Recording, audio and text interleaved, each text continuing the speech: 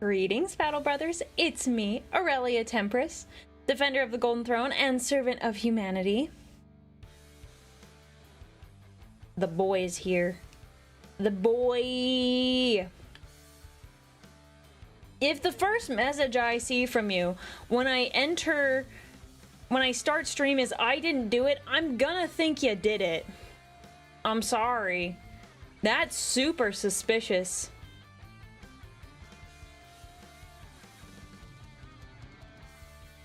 Super suspicious.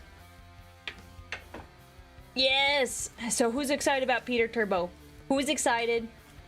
Who is excited to see the boy? And Cirrus, thank you so much for the Prime sub. That's a great way to support the channel. I appreciate it. It's free.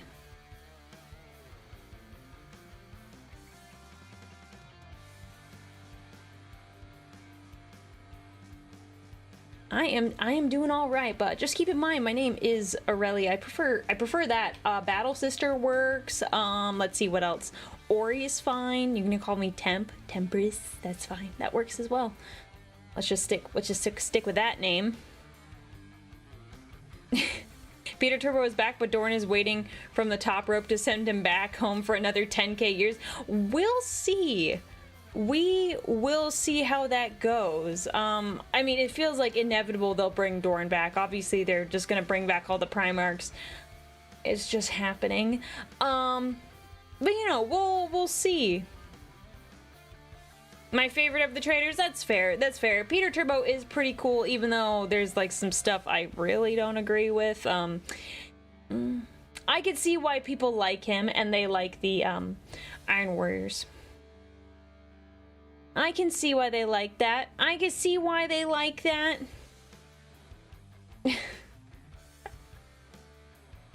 Moon is gonna be so salty if they bring back Dorn. I mean, yeah.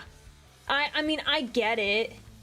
I get why you would be salty. I'm kind of salty too, because it's just like, it's inevitable and it's annoying. That's all. That's annoying. Just because he's a man-child doesn't mean his sons are identical. Oh no, I wasn't saying that in the slightest. That's why I was saying, like, I see why some people like Peter Turbo and I see why some people like the Iron Warriors, but I can also understand the separation. Like, I totally get that.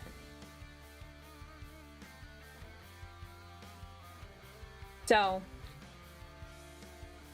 Fun,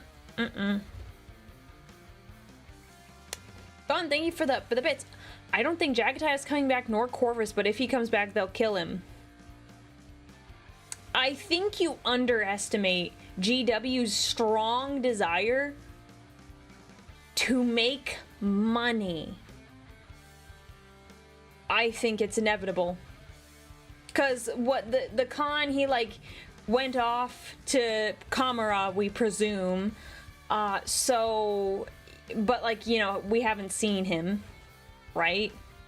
And then Corvus, he is alive to go find Lorgar. So I think they're gonna bring him back. I want to see Lorgar come back. Lorgar will be interesting. Yay, Peter Turbo's deck is Peter Turbo isn't your favorite. I know you, Stem, you like the you like Mr. Lion. You like that guy. I like him too. He's my second favorite Primarch. I relate to him. Very similar personalities in a sense. It's not one-to-one, of course, but yeah, Lion's second favorite. Second favorite. He's a homie. He's cool. Fix my mic shield. Oh, heck yes, I love my Lion, man. I'm painting him, actually. You probably got this many. I'm painting the Lion. I partnered with Zephyr Arcade and I was deciding what I wanted to paint, and I was like, can you send me the Lion, please, please? And they'd sent it to me, and now I need to finish him. He's well, he was sitting on my desk. I moved him.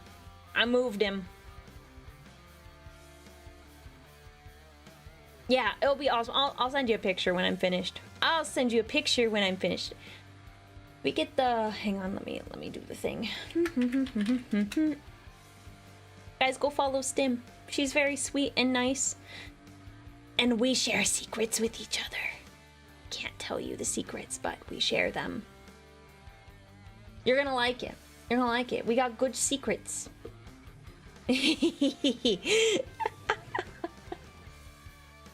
We share secrets. Honestly, I will say, one of the most enjoyable parts about being a let me start over. One of the most enjoyable parts about being a VTuber is that you get to know all the little details that other VTubers have for their big projects and plans. You get to know all those little tiny secrets that they can't tell anyone, not anyone in their community, because they want to keep it a surprise. It's great. It's great. For example, I mean, you guys kind of knew about this, but Aya Amare showed me her necromancer outfit before she debuted it, and I was like, oh, this is so cool. Like, we got to talk about that fun stuff, and like, Stim is sharing different secrets with me, and I share different secrets with her. Like, I'm like, oh, look at this art I'm getting done. I shared some art with Mila Bell, and I do have some future secrets with Stim. Bleh. I have some future secrets I plan to share with Stim once I actually, like, have them. They're soon. They're coming soon. But it's fun. It's fun. You're like, oh. You're like, don't share this with anyone. You're like, you got it, bestie. This stays here. It's great. It's so much fun. It's like, it's not like gossiping, but you do get to be super secretive. And it's almost like sleepover vibes in a way. Except we don't talk about crushes. That would be fun. Man, I'd love to do that. Stim, you have a crush? I'm kidding. You don't need to tell me about your crush. Man, although I will say, I'm not gonna get into it, but there's stuff that I've found out and that I know, and it has tainted the way I see people. I will not say anything more. I feel like I just needed to say it to get it off my chest because I cannot say anything. I cannot. It's rough. It's a little rough. I won't lie. You knew what I knew. But you don't, so I won't say anything.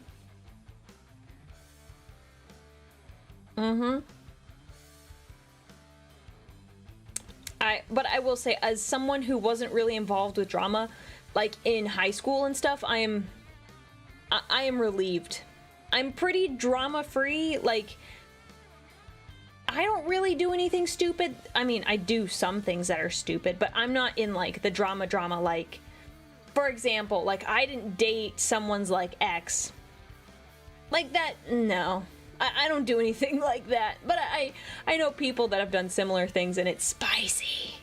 It's spicy, and I'm just glad I'm not them, because I just sit there and listen. I get to be like, you did what? Why? Why would you do that? So that's it is kind of fun.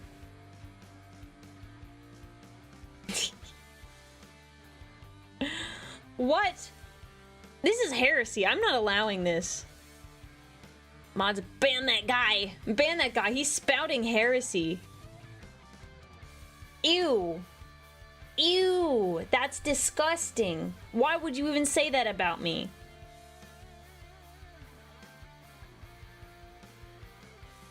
Don't actually ban him. He's fine. Let me clarify. Do not ban him. LOL, worth it. You keep it up and I'm gonna time you out. I will time you out. I think for the Iron Warriors, I think the hazard stripes are cool. That's true. I do like the hazard stripes, and I'm a big fan. Wait a sec. Okay, good. I did have you on VIP. Good. I also just kind of like the vibes of their Legion as a whole. They're pretty cool. They're pretty cool. So I can appreciate them and like the, you know, the hard work they do with those sieges. But I think I've said this before actually about Peter Turbo. He just needed someone in his life, I think, to advocate for him, and he would have been okay. Like, if someone had gone up to the Emperor and said, look, man, Perturabo, he's worked really hard, and he really wants to please you, but man, I see the way he's working, and it's starting to weigh on him. Maybe you should, like, tell him he's doing a good job. I think we would have solved so many problems. Well, yes, yeah, he did kill her, his sister, but it's not like his sister was, like, in the ear of the Emperor. Like, honestly, someone just needed to be like, hey, just give this guy some kudos. Like, he's worked really hard, and he feels like he's not being appreciated. Boom. He would not have turned traitor. Wait until you watch the Pancreas No Work video, your opinion will change. We are going to watch it today because you know what's suspicious? You know what is suspicious?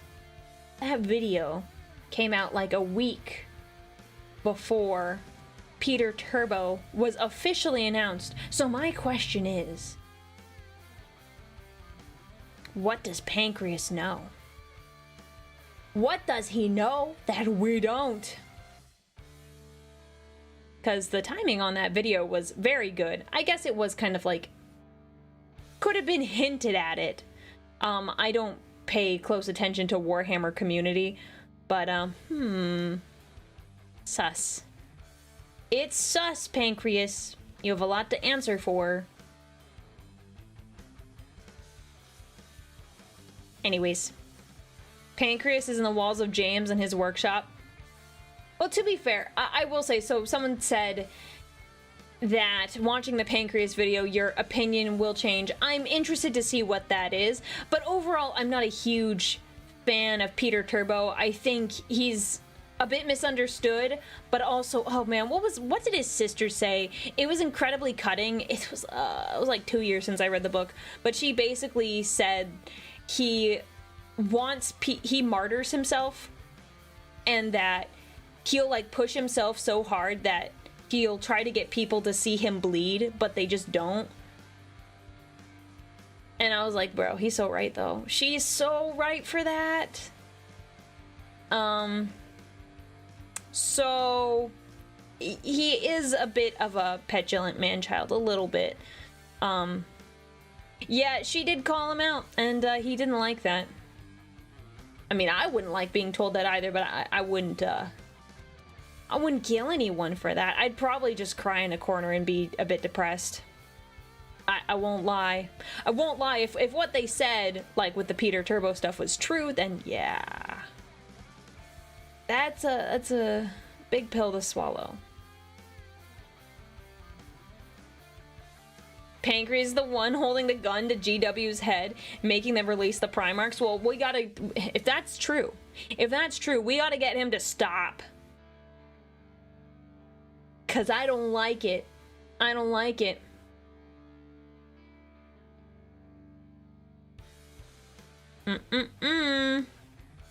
Yeah. Child with a martyr complex is 100%. Facts. Facts. But money. Honestly, you gotta get the Mr. Krabs meme. That's GW right there.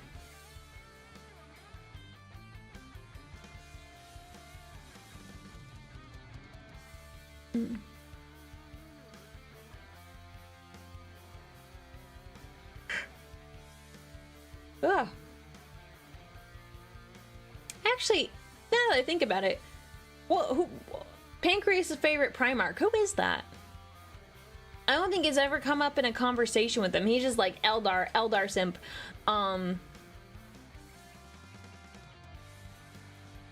Gilliman? Oh, was that? Okay, that was brought up. I feel like that was brought up in a video. Okay, a lot of people are saying Gilliman, I trust.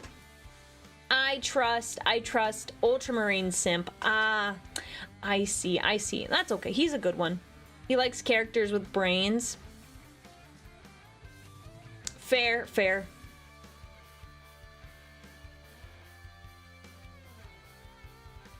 Oh, man. He's saying he likes Gilliman because he goes for elf women. If... Sure.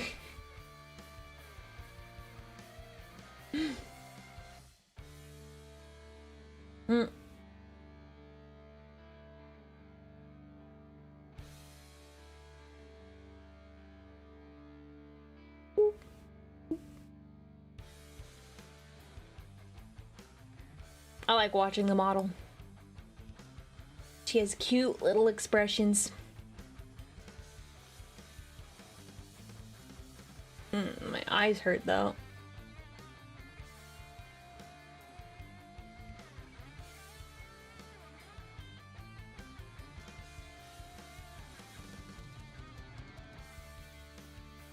Nap time? I wish. It's unfortunate because I didn't even get leg day in today.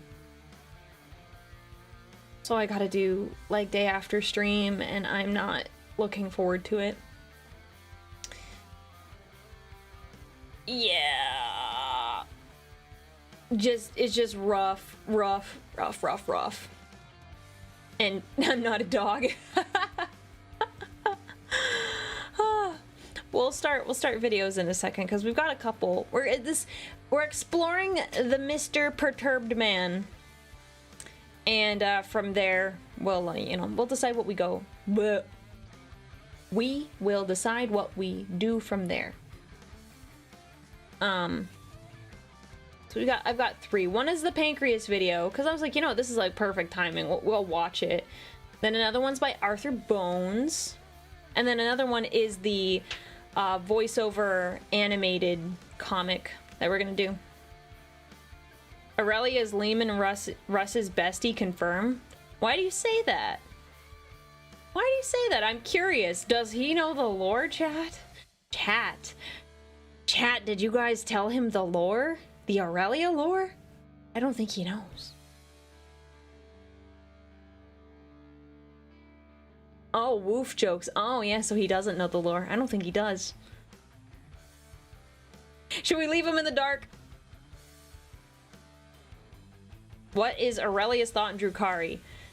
Terrible. Kill them all. They're bad.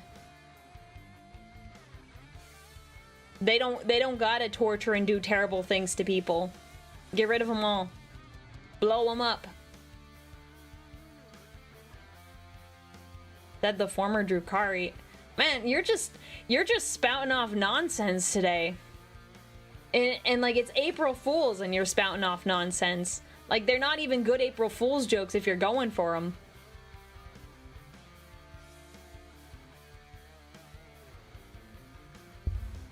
I shall remain in the darkness of ignorance. I actually didn't see if chat said. No one advocated for you to be enlightened. Sorry, you're in the dark now. You're gonna have to go through the deep memes. How did my April Fools go? I was not tricked into anything. So I was not pranked in any way, shape, or form. So that's how it is. I will say, I'll tell a story from April Fools. I might have said this last year. Okay. So this was when I was like 10, I think. Maybe a little smaller than that. Okay.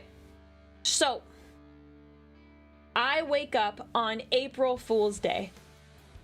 It's like the middle of the week, and my parents are already like, this sounds bad, but they were like yelling at us because the power went out last night and none of our alarm clocks went off. And like, I looked at my clock and yes, my clock was unplugged and I wasn't awake and we were late and we had to get dressed fast because we were late and we needed to go to school. So all the siblings were up, we were all running around trying to get dressed. Yeah, I can share this. It was 2 stories It's a 2-story house. So we're running around upstairs doing stuff, and my parents were like, go, go, go, come on, guys, get ready. Like, you guys are being so slow right now. And we were like freaking out. One of my siblings was like, got ready really fast, and like my dad kept saying like, sibling, you need to go brush your hair again. Go brush your hair. Like, that's not good enough. And like, came back multiple times, and my dad was like, sibling, you did not brush your hair. And like, we were all like just panicking. So we get ready really fast to go to school, and my dad's like, children, come here. And we all stand at the top of the stairs getting ready to get like lectured. And my dad says, hey, so none of you guys are late for school. April Fools. We have prepared mini pizzas for breakfast, and we're gonna go watch one of our shows before you guys go to school today. And it was a really good prank. And we were like, oh my gosh, April Fools, you guys got us. And it was good, and we ate mini pizzas, and it was a good time after that. So what happened is that my parents actually, they woke us up early. They woke us up early at like, I don't remember what time. It was like 6 or 6:30, so way earlier than we needed to be up. Had us get ready really fast so then we could have like a fun breakfast and stuff. My dad does stuff like that. Not like the April Fool stuff, but my dad is a really good planner and is like really good with surprises. So, yeah, and like as a kid, like when you're small like that, we were all in elementary school, so it was like, we weren't thinking about it being April 1st. All we knew is that we were late and we were gonna get in trouble if we did not, if we didn't get ready fast. So, oh, Anthropomorphic Dog, thank you for the follow. I'm glad you like the story. My dad does a good job. Oh, and thank you, Raiders. I hope you had a good stream. You came in at my lovely retelling of the story. So yeah, that was the, that was good. Honestly, the cruel part might just be having to still go to school after all that. I think, let me think. I enjoyed school, and the siblings enjoyed school. I think for the most part. There might have been at least one of them that was not really, like, inclined towards it, but, I don't remember hearing that before.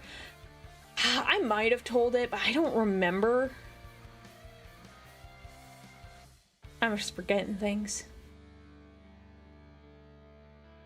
So that's the story. I don't think anyone's ever gotten me that good on April Fools. It's always been like the lame stuff where it's like someone says a lie and you're like, oh wait, what? And they're like, April Fools, and you're like, okay, I was actually genuinely curious about the thing you were saying.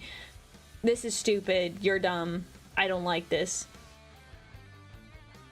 Enjoyed school? Nerd? Yeah, look, okay, hang on. Look at me. Look at me. Did you not already know I was a nerd? Do you not see the armor? Do you not see the Warhammer VTuber in the channel title? Like,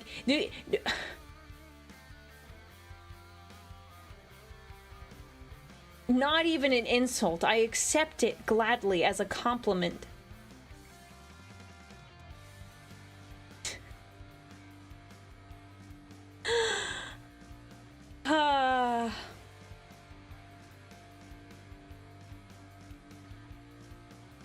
You're a nerd? Man, I can't be here. A nerd in Warhammer? What is this?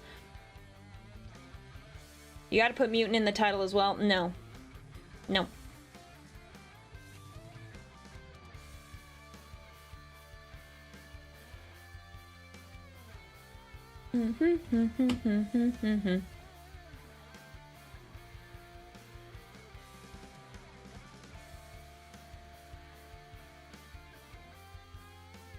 Oh, well, no.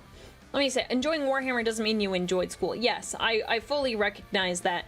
But I think people...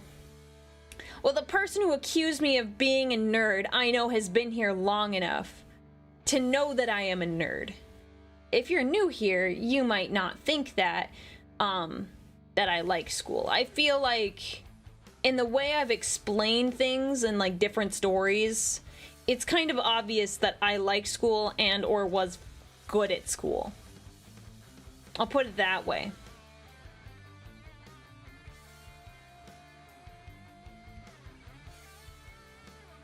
I learned nothing from school I couldn't learn from 50-something books from the Horus Heresy.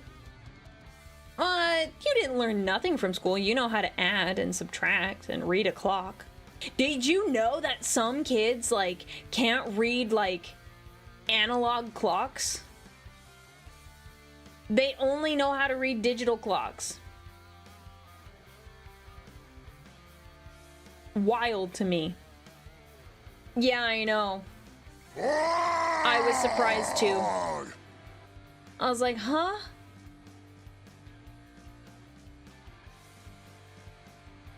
My school district just removed all the analog clocks in our halls because that, yeah, because that's dumb. It's dumb. The kids are dumb. Just teach them how to read a clock. It wasn't that hard. Like, we probably spent a week on it.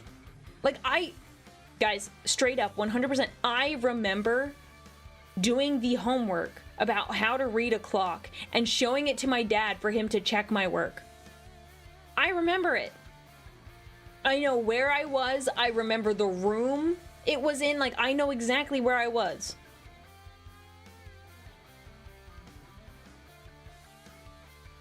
Anyways, sorry. The kids cannot read the clocks. It's bad. I don't know the calculus behind analog clocks. I won't lie. I don't know that one. I don't know that one.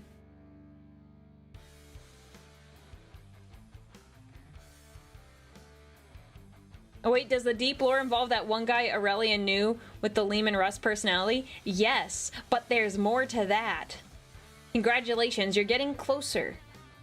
You're getting closer.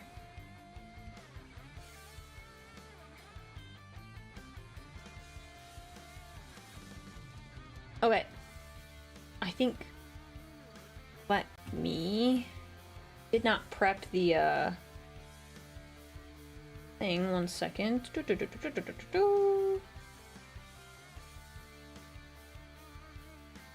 Which one is it? This one. Oh, hang on.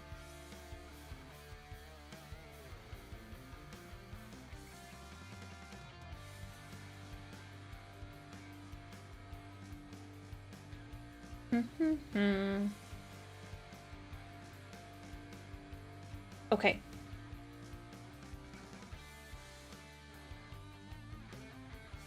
Oh, Kybert, thank you so much for the 18 months. Good to see you. Baneblade! And Horvis, thank you so much for continuing your sub as well. Okay. I'm prepping everything. Oh, I just looked over at the YouTube. Sorry, I was fixing something YouTube. Make sure I say your name right. It's cut off. Pung. I'm just gonna say pun. Pun giver of puns. Thank you so much for the super chat. Thanks for the stream to listen to as I build my Imperial Knight models. Yes! Build those models. I gotta finish my Knight, but I gotta finish Lion first. I have a backlog. It's bad. It's bad. Only thing worse than Peter Turbo are Iron Warriors fans. Cheers, Gabe. Gabe. Thank you for the super chat, but you're going to, incite some rage. You're going to incite a lot of rage. I do think I know someone who's an Iron Warriors fan, and they're fine. They're fine. They're not too bad. They're not too bad. Send that guy to the Iron Cage mods. I'm sorry. Gabe, you gotta go. I'm sorry, man. Sorry, man. You shouldn't have said what you did. You shouldn't have said what you did. Okay. 1 sec. We're going to move everything over.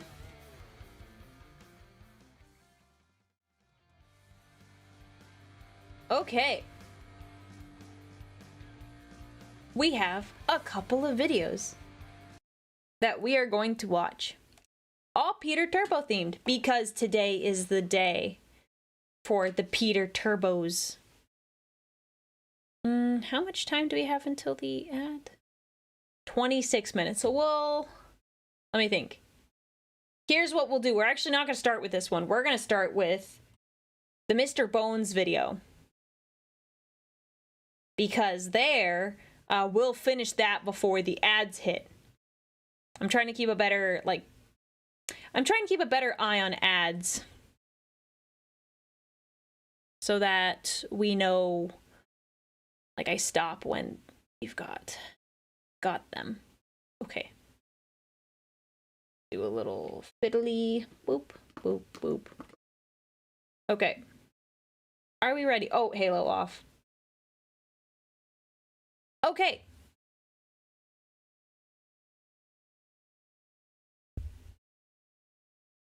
We do have, okay, so I actually pulled up a different one. I didn't realize Astartes Anonymous did the Perturabo comic, but we'll watch that one instead. I pulled up the Chaotic Voices version, but you know, we'll fix that.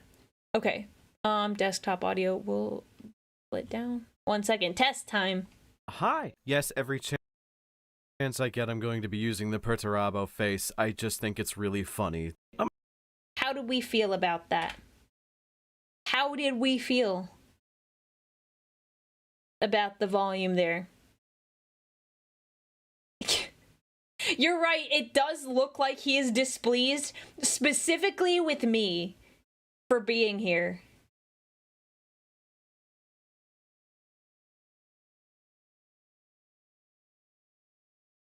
Good volume? Okay. Man is always displeased, but it looks like he's specifically displeased with me. What did I do? Thank you, Red Tail Wolf, for the bits. Exist. That sounds about right. That sounds about right.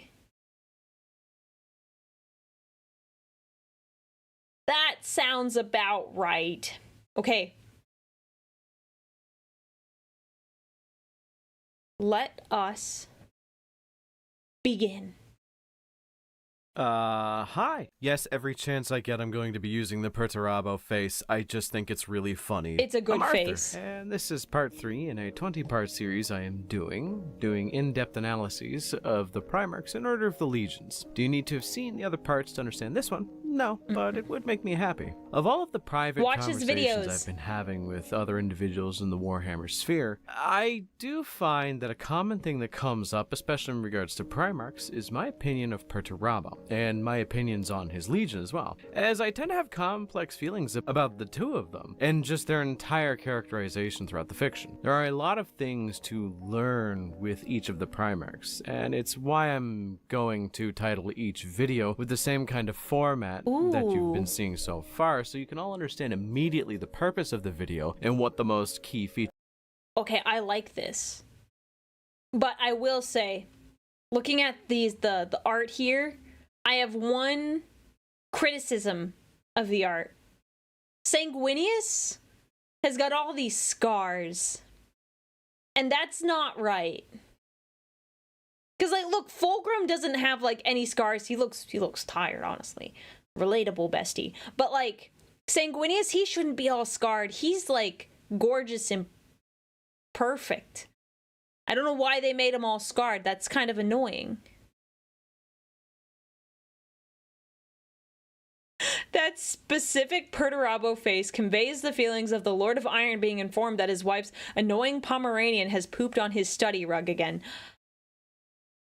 Yeah, no, that is very accurate and very specific. Thank you, Weird Ferret Thing, for the super chat. That is accurate. I cannot deny that. Women like scars on men. It depends on the scar. I'm not saying scars are, bad and ugly and that you're less of a person because you have scars. I'm just... It kind of goes against, the general look of Sanguinius, I think. Gilliman does look like Gordon Ramsay. You're kind of right. Kind of does. anyways, that's it. That's it. Of that character's backstory is. I feel the title for Perturabo could actually imply a lot more than what you would think. So what do I mean? So you guys know the video is titled Perturabo and the Importance of Kindness. Because Perturabo isn't exactly known for being a kind individual. He's actually rather known for being a bit of a meanie poo-poo head at the best of times. It's being kind to him. The book I'm going to be is what you referencing need. for the majority of my points is going to be the Perturabo Primarch novel. Solid because book. it actually covers a lot of the topics I find are most important for him. So a good example as to how much of a meanie poo-poo head he is, in that specific book, a messenger came to tell him that Olympia, the planet, had rebelled, which was his home planet if you're unfamiliar with it. So when he heard about it, he picked up the man and just started squeezing him by the shoulders until you had a nice glass of man juice on the floor right underneath him. The man just crushed him into a pile of goo. It was gross. Never shoot the apparently messenger. He'd never heard about not shooting the messenger, but I digress. Before I get into my thoughts on Perturabo, I just want to thank my channel members for supporting me. With your help, I am able to do this as a job. I have so much actual fun doing these videos. So, if you want to support me as well as gain access to additional content, then become a channel member today. So, let's just get into it. We can interpret Perturabo as a character from numerous lenses, but the one I find the most humanizing of his entire story is simply put that he was failed by every single person around him in more ways than one. So he treated everybody around him as if they were a failure, like they were treating him. Expanding on that, I think Perturabo is a very complicated and often misunderstood individual. I think he was a kind soul that just wanted to contribute to the world in his own way, but was forced to become a weapon of war by many individuals throughout his life. Quite a bit. Let's get into it now. One of the most commonly brought up facts about Perturabo is that he is a shitty dad. Like, how he treats his legion is probably among the lower ranks of Primarch to Legion relationships I have ever seen in my life. Even Mortarion treats his legion better than Perturabo did, and that dude looks like the damn Grim Reaper and drinks poison. A good example that a lot of people tend to cite is when he took control of his legion. Normally, the legions, once they get their Primarch, get a massive boost in morale and leadership just because they know where they get their traits from, which is cool. Yeah. But it also has this weird proximity effect where the Space Marines will automatically listen to their Primarch to their own detriment. Now, it's not entirely a 100% level of control. There are quite a few Loyalist Iron Warriors, or, well, there were, but when Perturabo took over the Legion, he saw that they had failed a mission or two recently, and instead of redoubling his efforts to make them a stronger Legion, he simply demanded they decimate themselves, removing 1/10 of the Legion's numbers as punishment to prove they will never fail again. So these are the actions people see. They are the bitter and nasty things that Perturabo has been seen doing, and from a top-down perspective, from some brainlet, they can just say, oh, he bitter and mean? Oh man, straw man arguments are great, but people tend to see this and make the conclusion that he's just a mean, bitter man for the sake of being a mean, bitter person. And loosely they can see that it was a product of his upbringing, but I very rarely see the argument brought up that there is a significant portion of reasoning behind why he does what he does, and it's a lot more tragic and a lot more sad than it is just being frustrated with an angry little man. I can guarantee you it wasn't just he was born this way, baby. Because I find the Primarchs are very much a mixture of nature versus nurture, but nurture does tend to play a bigger part. Perturabo expects the world around him to perform within a set boundary that is both logical and optimal, because as a child, when he grew up on Olympia, that is the doctrine that he was set to live under. He was given set rules to operate under, and as long as he performed to the best of his abilities and succeeded at them, which he always did because he was a Primarch, he would be continued to be praised for what he did. Now, let's not confuse praise with kindness, but we're getting ahead of ourselves. He was used by his adoptive dad, the Tyrant of Locos, was shown an almost cold indifference outside of that praise for his fact of just being a Primarch. His needs were only met on the basis of something you would show off as a great treasure. Perturabo was seen by his father as nothing more than a tool for war and Correct. conquest once he was of age. But here's the part I find most interesting, and that's that in Perturabo's free time, he actually spent most of his time making advancements in agricultural equipment, things to improve the lives of others It's around pretty cool, him. honestly. See, he had a few Primarch powers that separated him from his brothers, which a lot of Primarchs tend to have multiple, but the one I tend to focus on is, simply put, he can look at most things and immediately know how to make them better in... Yes, it's really cool. The fact that he can look at something, he knows how it works, and he knows how he can improve it. But, like, the downside of that is that it can get boring after a while because you just know everything. So there's no way that you can... He can't really have curiosity, which is, like, really sad that he can't learn in, like, a way where he can explore and develop something. It just sucks.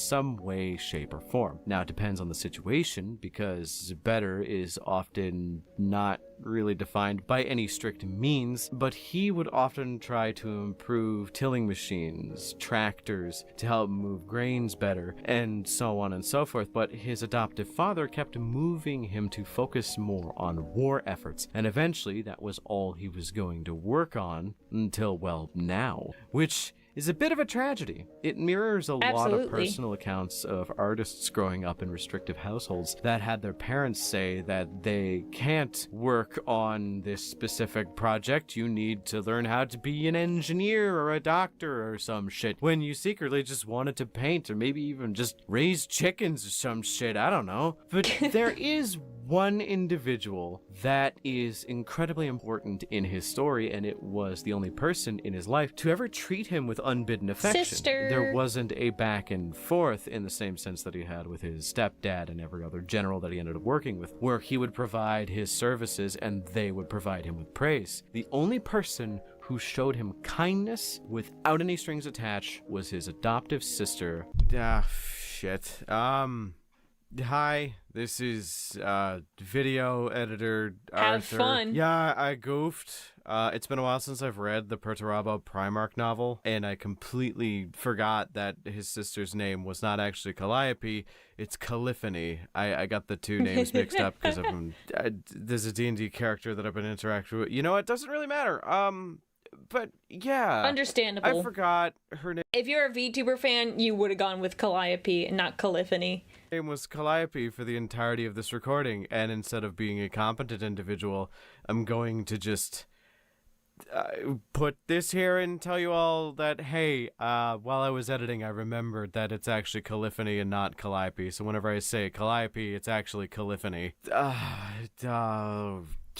I wouldn't want to re-record that. Calliope, who treated him like she would any other brother, and was just nice to him. But one drop of clean water in a mire is not going to immediately purify what is brewing. And when he had to leave the planet to join his actual father, that is when things started to worsen further, as he was treated the same, a tool to be used. Now, say what you want about the Emperor, but I will say it is also in Perturabo's hands at this point. When you put up this sort of posture that you can get something done and won't ever complain, you will be sent on the more difficult missions. So, not mentioning that he actually enjoyed being praised for his efforts or shown a bit of kindness, and not being open about how he felt about anything, made him almost the perfect silent tool. Most of his brothers knew he was unhappy, but he never truly spoke out about it, or at least outside of his legion. The Emperor, when interacting with his children, tends to be a very force meets force kind of individual. So because of that, he met Perturabo with the same kind of cold indifference that Perturabo puts out there. So in the end, it makes things a bit harder to stomach, or at least incredibly sad, when he returns to his home world of Olympia to find it has rebelled and forgotten why they served him. It ended with him going down to the planet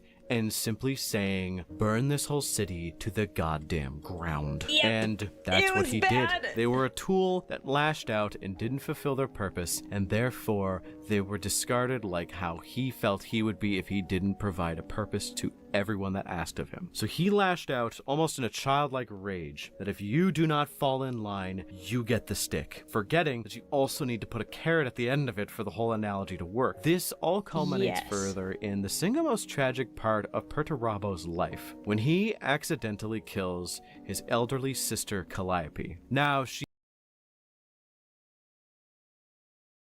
What was it? How much of it really was an accident? I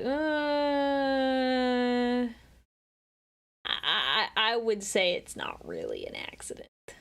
She had become pretty withered in her old age since it had been 60, 70 years since the original time that Perturabo had been on the planet. But he could still see who she was, and she could never forgive him for what he had become. Upon her death was the final step in his damnation. That's cute art, the road to honestly. damnation, in my mind, is like a ladder extending upwards, where every step you take on it causes the step behind you to snap and become unusable. At a certain point, you can still jump off and come back down to a safe level, but the higher you go, the harder it is for you to jump off without harming yourself, and at a certain point, jumping off means certain death. And this step was the final one in his mind. He could never come back. So with all that in mind, I will pose he had to you a regrets, question for with sure. this character, being as intense and insane as he is. Why? Why did he do it? And why did he become what he was? Kindness and the lack thereof is my answer. To grow up with indifference is different from growing up with hate. Being hated your entire life can cause you to become gnarled, like an old dried up tree, where you will bend and break with ease. But when you grow up around people who treat you with a passive indifference, you learn to not care about the world around you and see it in only pragmatic and practical I like this terms. take. Some Primarchs had a naturally kind soul, and I think that Bo is one of them. Just on the basis of how he responded to one individual who treated him with genuine compassion. The bitterness, the anger, and the sadness that is permanently affixed to Perturabo is there because every single person along the way failed him. And not even by his standards, they had all the chances in the world to show him genuine compassion when it was the most important lesson to teach him in the world, and they didn't. They either chose not to, and the only person who did died by his hands. It's why Calliope's death hits so hard. She was his only anchor, and now that she's gone, Dude, well, I he like falls this take. down the This is a path good of take. bitterness, where he sees that he is the only one who can get any job done, which, when in close proximity to Fulgrim, is like kind of correct, but you get what I mean. I think kindness and showing genuine compassion is both the easiest and the hardest thing to do to someone that you know nothing about or care nothing about. A quote I tend to use is, "We think too much and feel too little." If you're familiar with the film that came from, you're cool, I guess. I Thumbs don't up. know that, But sorry. the quote is especially applicable for those we deem as nothing more than a tool, or even someone that we dislike. We tend to find it really easy to latch on negative emotions to individuals that we find it socially acceptable to dislike. So the social standard for someone like Perturabo, who is known for being a grumpy curmudgeon, who's known for being a bitter man, who will do any job you give him, but also complain about it the entire time, makes it a bit of a self-perpetuating cycle where people will treat him like he is that, and therefore he continues to act like that. I find there is a point to be made about how we treat people we don't like, or treat people we see as having permission to treat like we don't like them. And I'm not here to make that point. I just think that it is easier to be kind than it is to be horrible to people. Because if you do not treat people kindly and you treat them with passive indifference at best and kind of a malevolence at worst, you get Perturabo, a self-perpetuating cycle, people treating him like garbage, people not seeing the hurt he has, and thus he keeps treating people like garbage himself. He just needed to be proven wrong once, shown that kindness and civility was the proper way of treating people, but he never was. And now... Dang. That's a really good quote. I'm sorry, I've been sitting here pondering it while he's been talking, And honestly, that is so accurate. I recently had I had been harboring some frustrations towards a particular person, like, for no good reason. And in the sense, like, I was thinking too much about it and not, like, feeling enough. I think there needs to be a balance between the two. But in that case, I wasn't thinking about how that particular person was feeling or why they were behaving a certain way at the time. And no, that just kind of hits home, because I regret the way I was acting and behaving and thinking about them, because I was so wrapped up in it.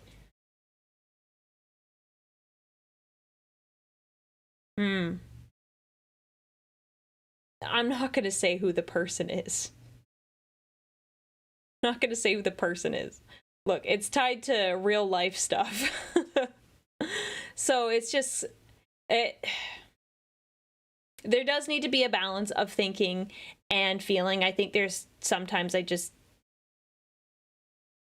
think too much about it, or sometimes, like, I feel too much and I focus on my own emotions more. Anyways.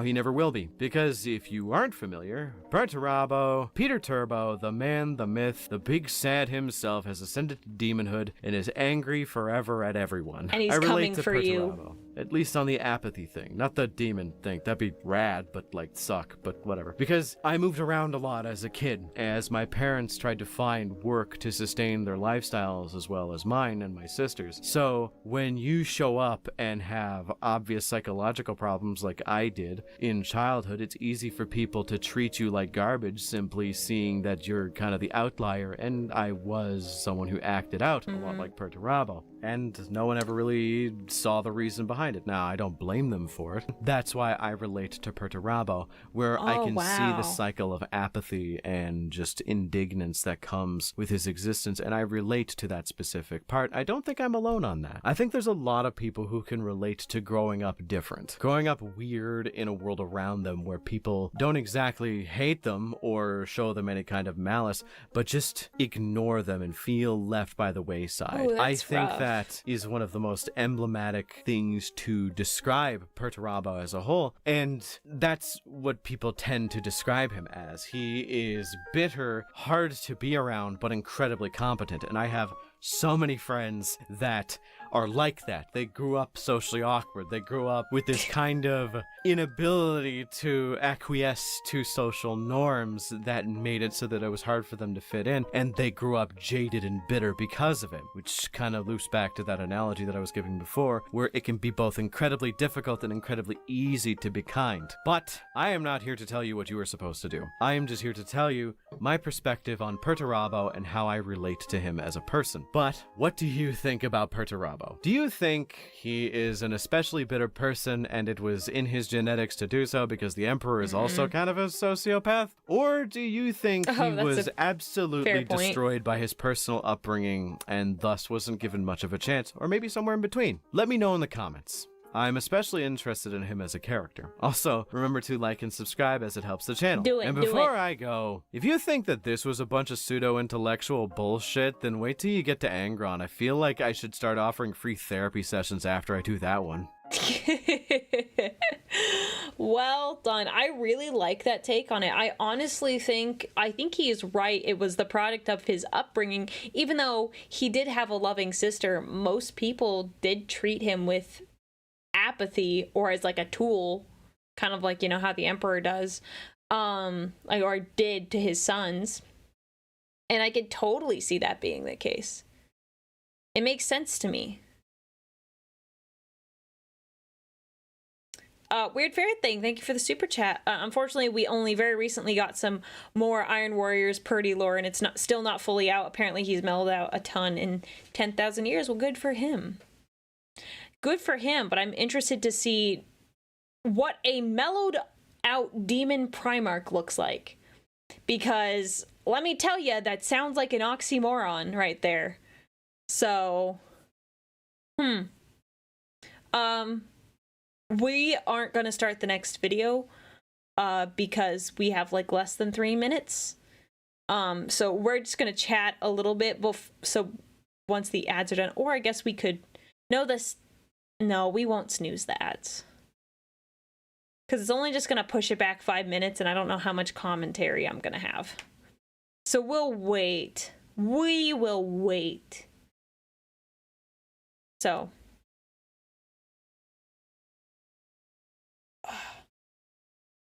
Did I see the new art? Yes, I did. We were looking at it yesterday. We can look at it again, though.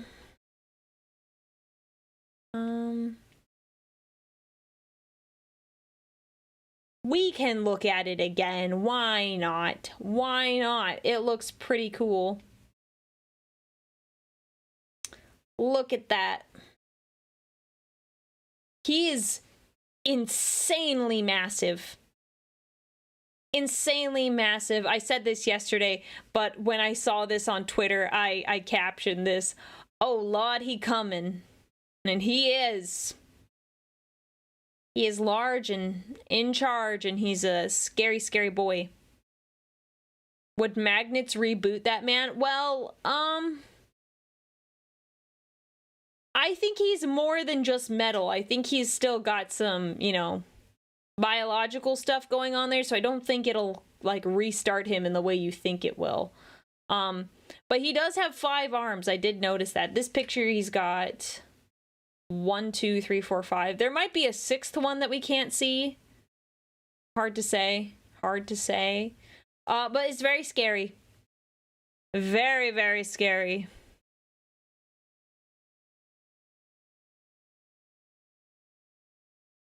I think it's kind of funny that out of all the other demon Primarchs, hang on, scrolled up. Of all the other demon Primarchs, becoming demons made them give in to their worst vices and ramped them up to an 11. For Perturabo, it made him chill out a bit. That is a fair point. I didn't think about that. We will see, like I said, how much has he really chilled out? Don't really know. Not really sure how much he's like actually chilled out. But this art is really good. Honestly, I want to know. Wait, do we know who made this art? I kind of want to commission the Warhammer artists to get something made for myself. I don't know what it would be, but like I would love I would love to get something made by them. But they probably have clauses where they're not allowed to work with other people for Warhammer stuff. It kind of sucks. Names are hidden because GW sucks. Yeah, I had a similar situation. I wanted a particular voice actor to voice the Emperor in my lore video, and I reached out to them. Well, him, I could say it's he. And I was like, hey, I'd like to do this. And he was like really interested. And then when I talked to his talent manager, she was like, wait, you're not with GW? I'm like, no. And they're like, oh, I'm sorry, we can't do this project. And I was like, sad. I really wanted to work with him. He would have done a great job. But still, the guy I got, Nate, he did a fantastic job too. So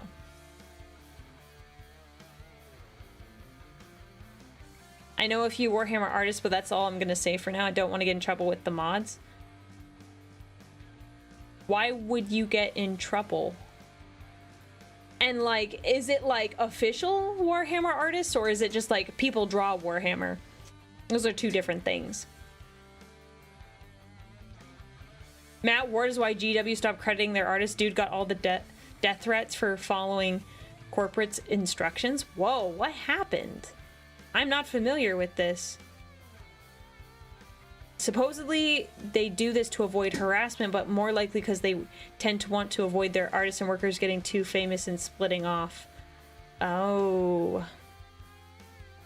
That's cringe. That's cringe and stupid. I mean, I understand why they don't want their artists going away, but like, to me, that would be so frustrating. Oh, major art change for a popular character. Well, okay, here's the thing. How much of that is the artist's fault? Like, how much of that is the artist's fault? Because I'll say, as someone who does a fair bit of commissioning, there are a lot of times I just say, here's what I want, here is my reference sheet. You get to have all the creative freedom. I vaguely want this, but I don't know exactly how I want it to look. I give you creative freedom as the artist and as the expert in this field to draw this the way you feel like it would be best. But there's other times where I want something specific, and with GW, I imagine they're more the latter, that they want something specific. Right, he didn't have any, like... He didn't have any creative freedom. Yeah, that seems like a GW thing. Like, that's GW's opinion being, like, expressed in the art. It's not the artist. Generally.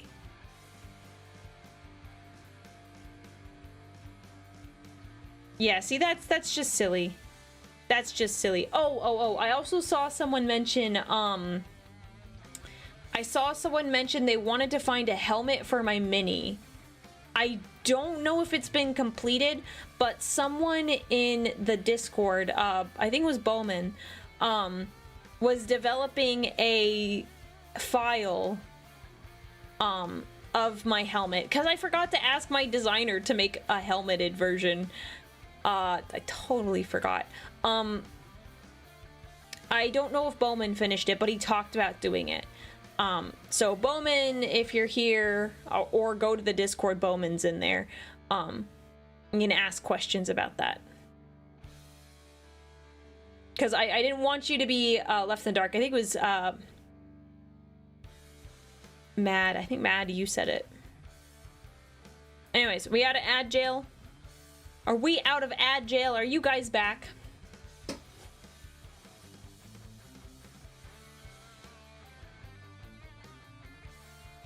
Yes, out of the ad jail. Congratulations.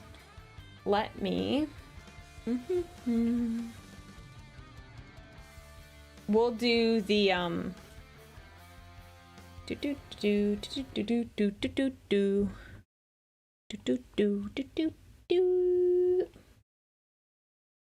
We're doing the pancreas one next.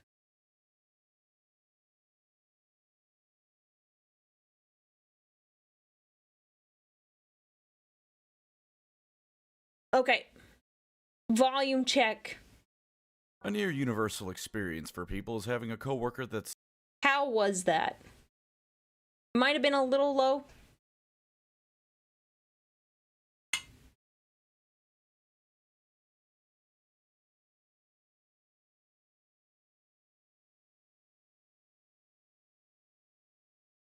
Okay. It's a bit low. Sounds good. A little quiet. Okay. I will turn it up a little bit. It looked a little low to me. Yeah, this is the pancreas video. The one that was like suspiciously released really close to when Perturabo was announced. So I have questions for you, pancreas. I have questions for you. just awful. It can be someone in your... A near universal experience for people is having a coworker that's just awful. We like.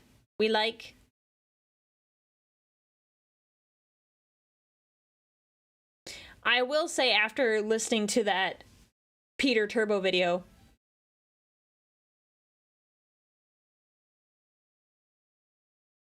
hang on.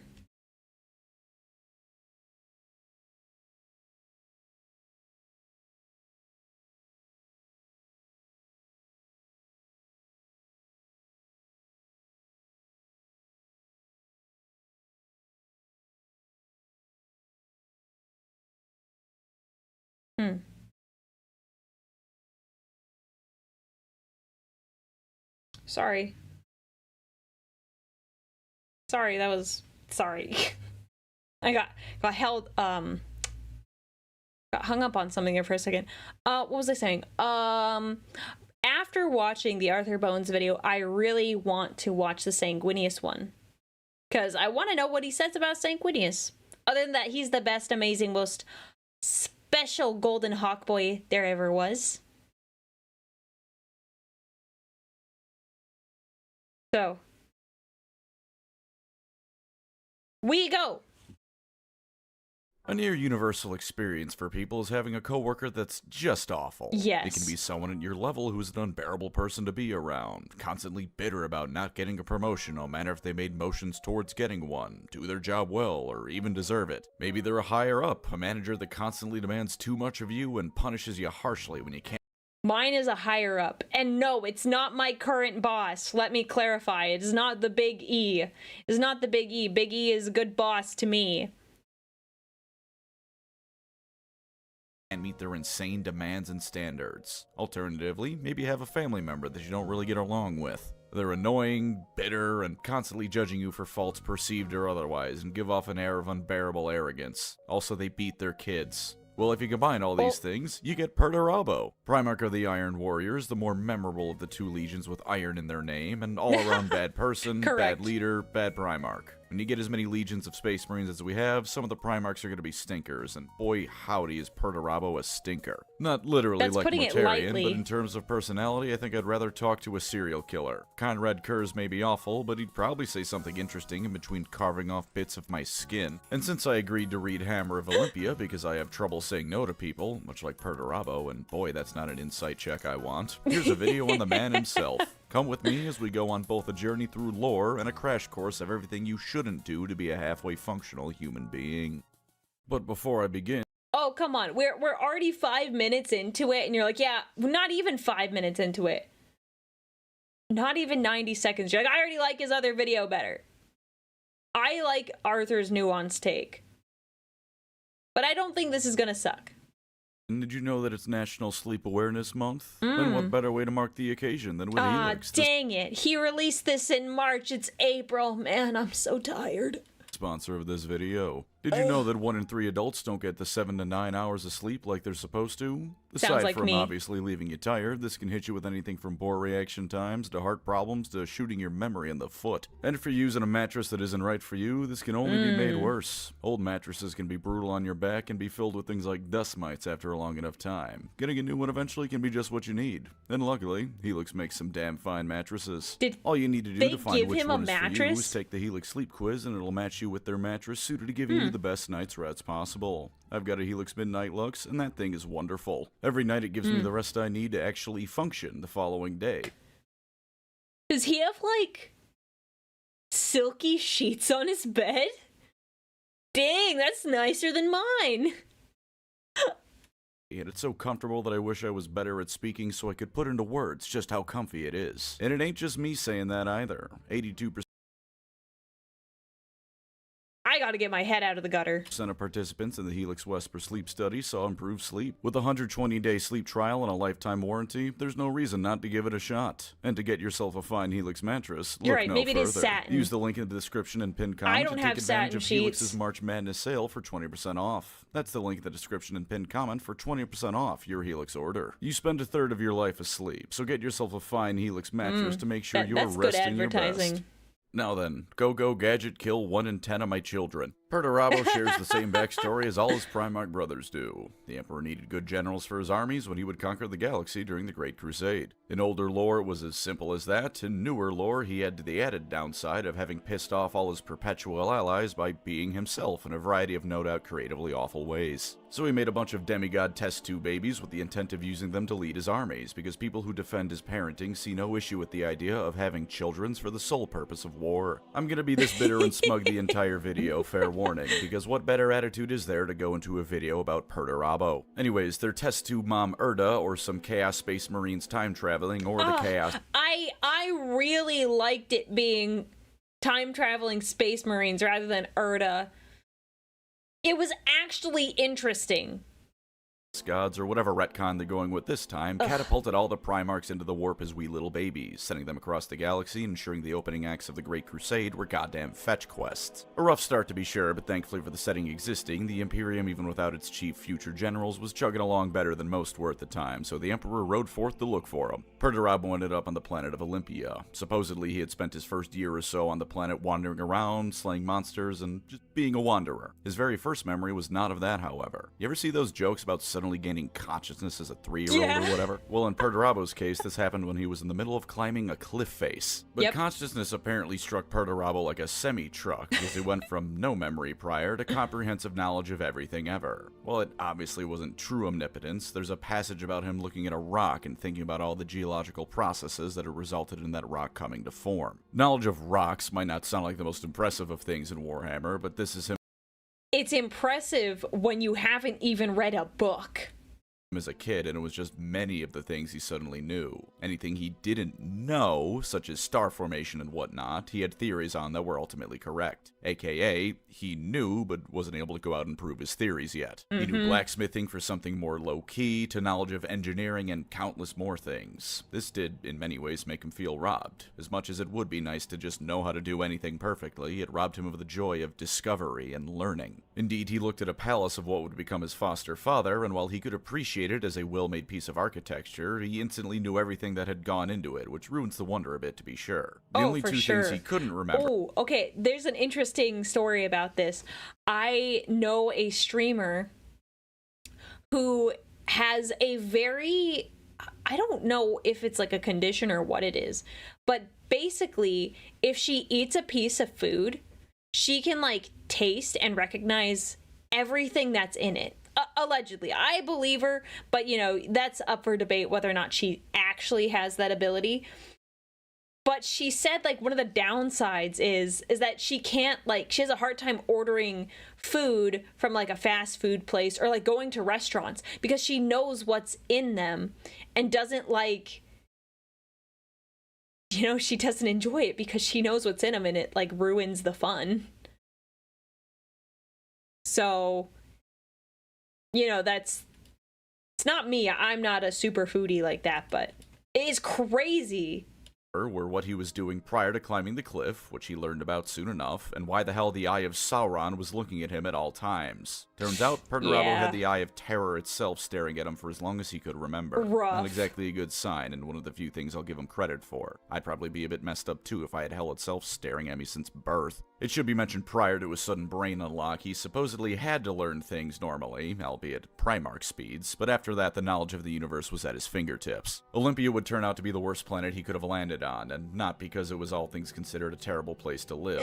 Much like Macragge, it was ancient Greece in space, but Perturabo's perception of things is immediately tainted by his strange knowledge of everything and his bitterness, which was apparently also an inbuilt personality trait. He was near immediately tested by what would become his adopted father, Damokos, known as the Tyrant of Lokos. He was to forge a sword, which he did perfectly, and from there Perturabo became the golden goose of Damokos, something used to achieve power beyond what he could ever have had before. That's not an untrue way of looking at things at all. Olympia was a place of constant politicking and games, both within a given city-state's court and in interactions with other polities. Perturabo was used to expand Damokos' reach and power, and due to his inbuilt knowledge, he succeeded at everything. He was a brilliant statesman, engineer, architect, combat, great at diplomacy. Anything that could build an empire, he could do. As much as he was good at warfare, however, he told his adopted father immediately after he forged his perfect sword that he would prefer to build temples and work with wonders. He resented being used in such a manner, wanting to make buildings and architectural masterpieces, but forced to build weapons. He was also surrounded by a very religious society, one worshipping the ancient Greek gods with the serial numbers filed off, but he despised it. He was a very rational man and found the idea of not being able to prove the gods existed proof they didn't, and that they were the enemies of reason. The enemy of reason thing is a bit much, but that viewpoint isn't inherently stupid, even as a religious person myself. But as written in the book, it's another moment the Horus Heresy would have benefited by consulting a theologian rather than a Reddit atheist. Turns out Perturabo is just like the Emperor when it comes to looking at a church and going, he silly sky god isn't real, and thinking they've just reinvented millennia of religious debate with that comment. But as I said, he let his own viewpoints and initial judgments color his impressions when when he really should have kept more of an open mind. Damokos was a tyrant. Perturabo wasn't wrong, but this is also in the original sense of the word.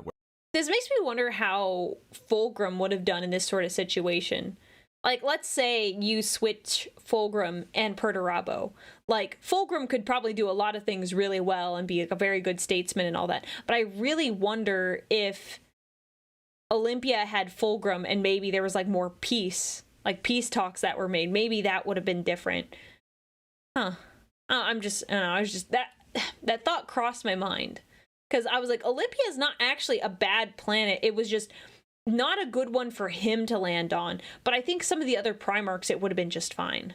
Where it was rather more simply a ruler without the law to worry about. Originally, that word didn't necessarily have evil connotations, and indeed Damokos doesn't seem to have been particularly evil. He had the shepherds that reported Perturabo's location rewarded, and he wasn't inherently opposed to Perturabo doing wonderful architectural things. And as for using Perturabo for his own gains, he did, but this was in many ways just Olympian society. They were a fairly paranoid and opportunistic lot, but not in a full-on Starscream way. I won't say that a society where assassination was relatively common was a great one to grow up in, or would indeed anyone looking outside in feeling impressed. But he wasn't solely used for greed, nor was he always being used. Damokos did attempt to bring Perturabo into the fold in all ways, teach him values, bring him into his family. This was done opportunistically, but it wasn't always opportunistic. There were rewards, there was kinship, there was camaraderie to be found. The entire society of Olympia felt mercantile in some ways with what being used really meant. While I'm not saying it's good, it in some ways feel almost like a social obligation. We work together or are related in some way, so I'll use your talents to get ahead and you'll do the same with me. After that, everyone goes to hang out and chill and enjoy the fruits of their mutual scheming. But Perturabo was hung up on the first bit and refused to accept the other bits that weren't all about politics and the like. He saw himself as being used for no other purpose than war and gaining power, and so that's all he allowed himself to consider he was wanted there for. The only major exception to this was his sister Calyphony, and I'd wager that's in no small part because her efforts to understand him half involved treating him like the specialist boy in the world, which in itself would still sometimes piss off Perturabo when she took extra care to try and not annoy him. Any religious aspect of Perturabo's dislike for his home, however...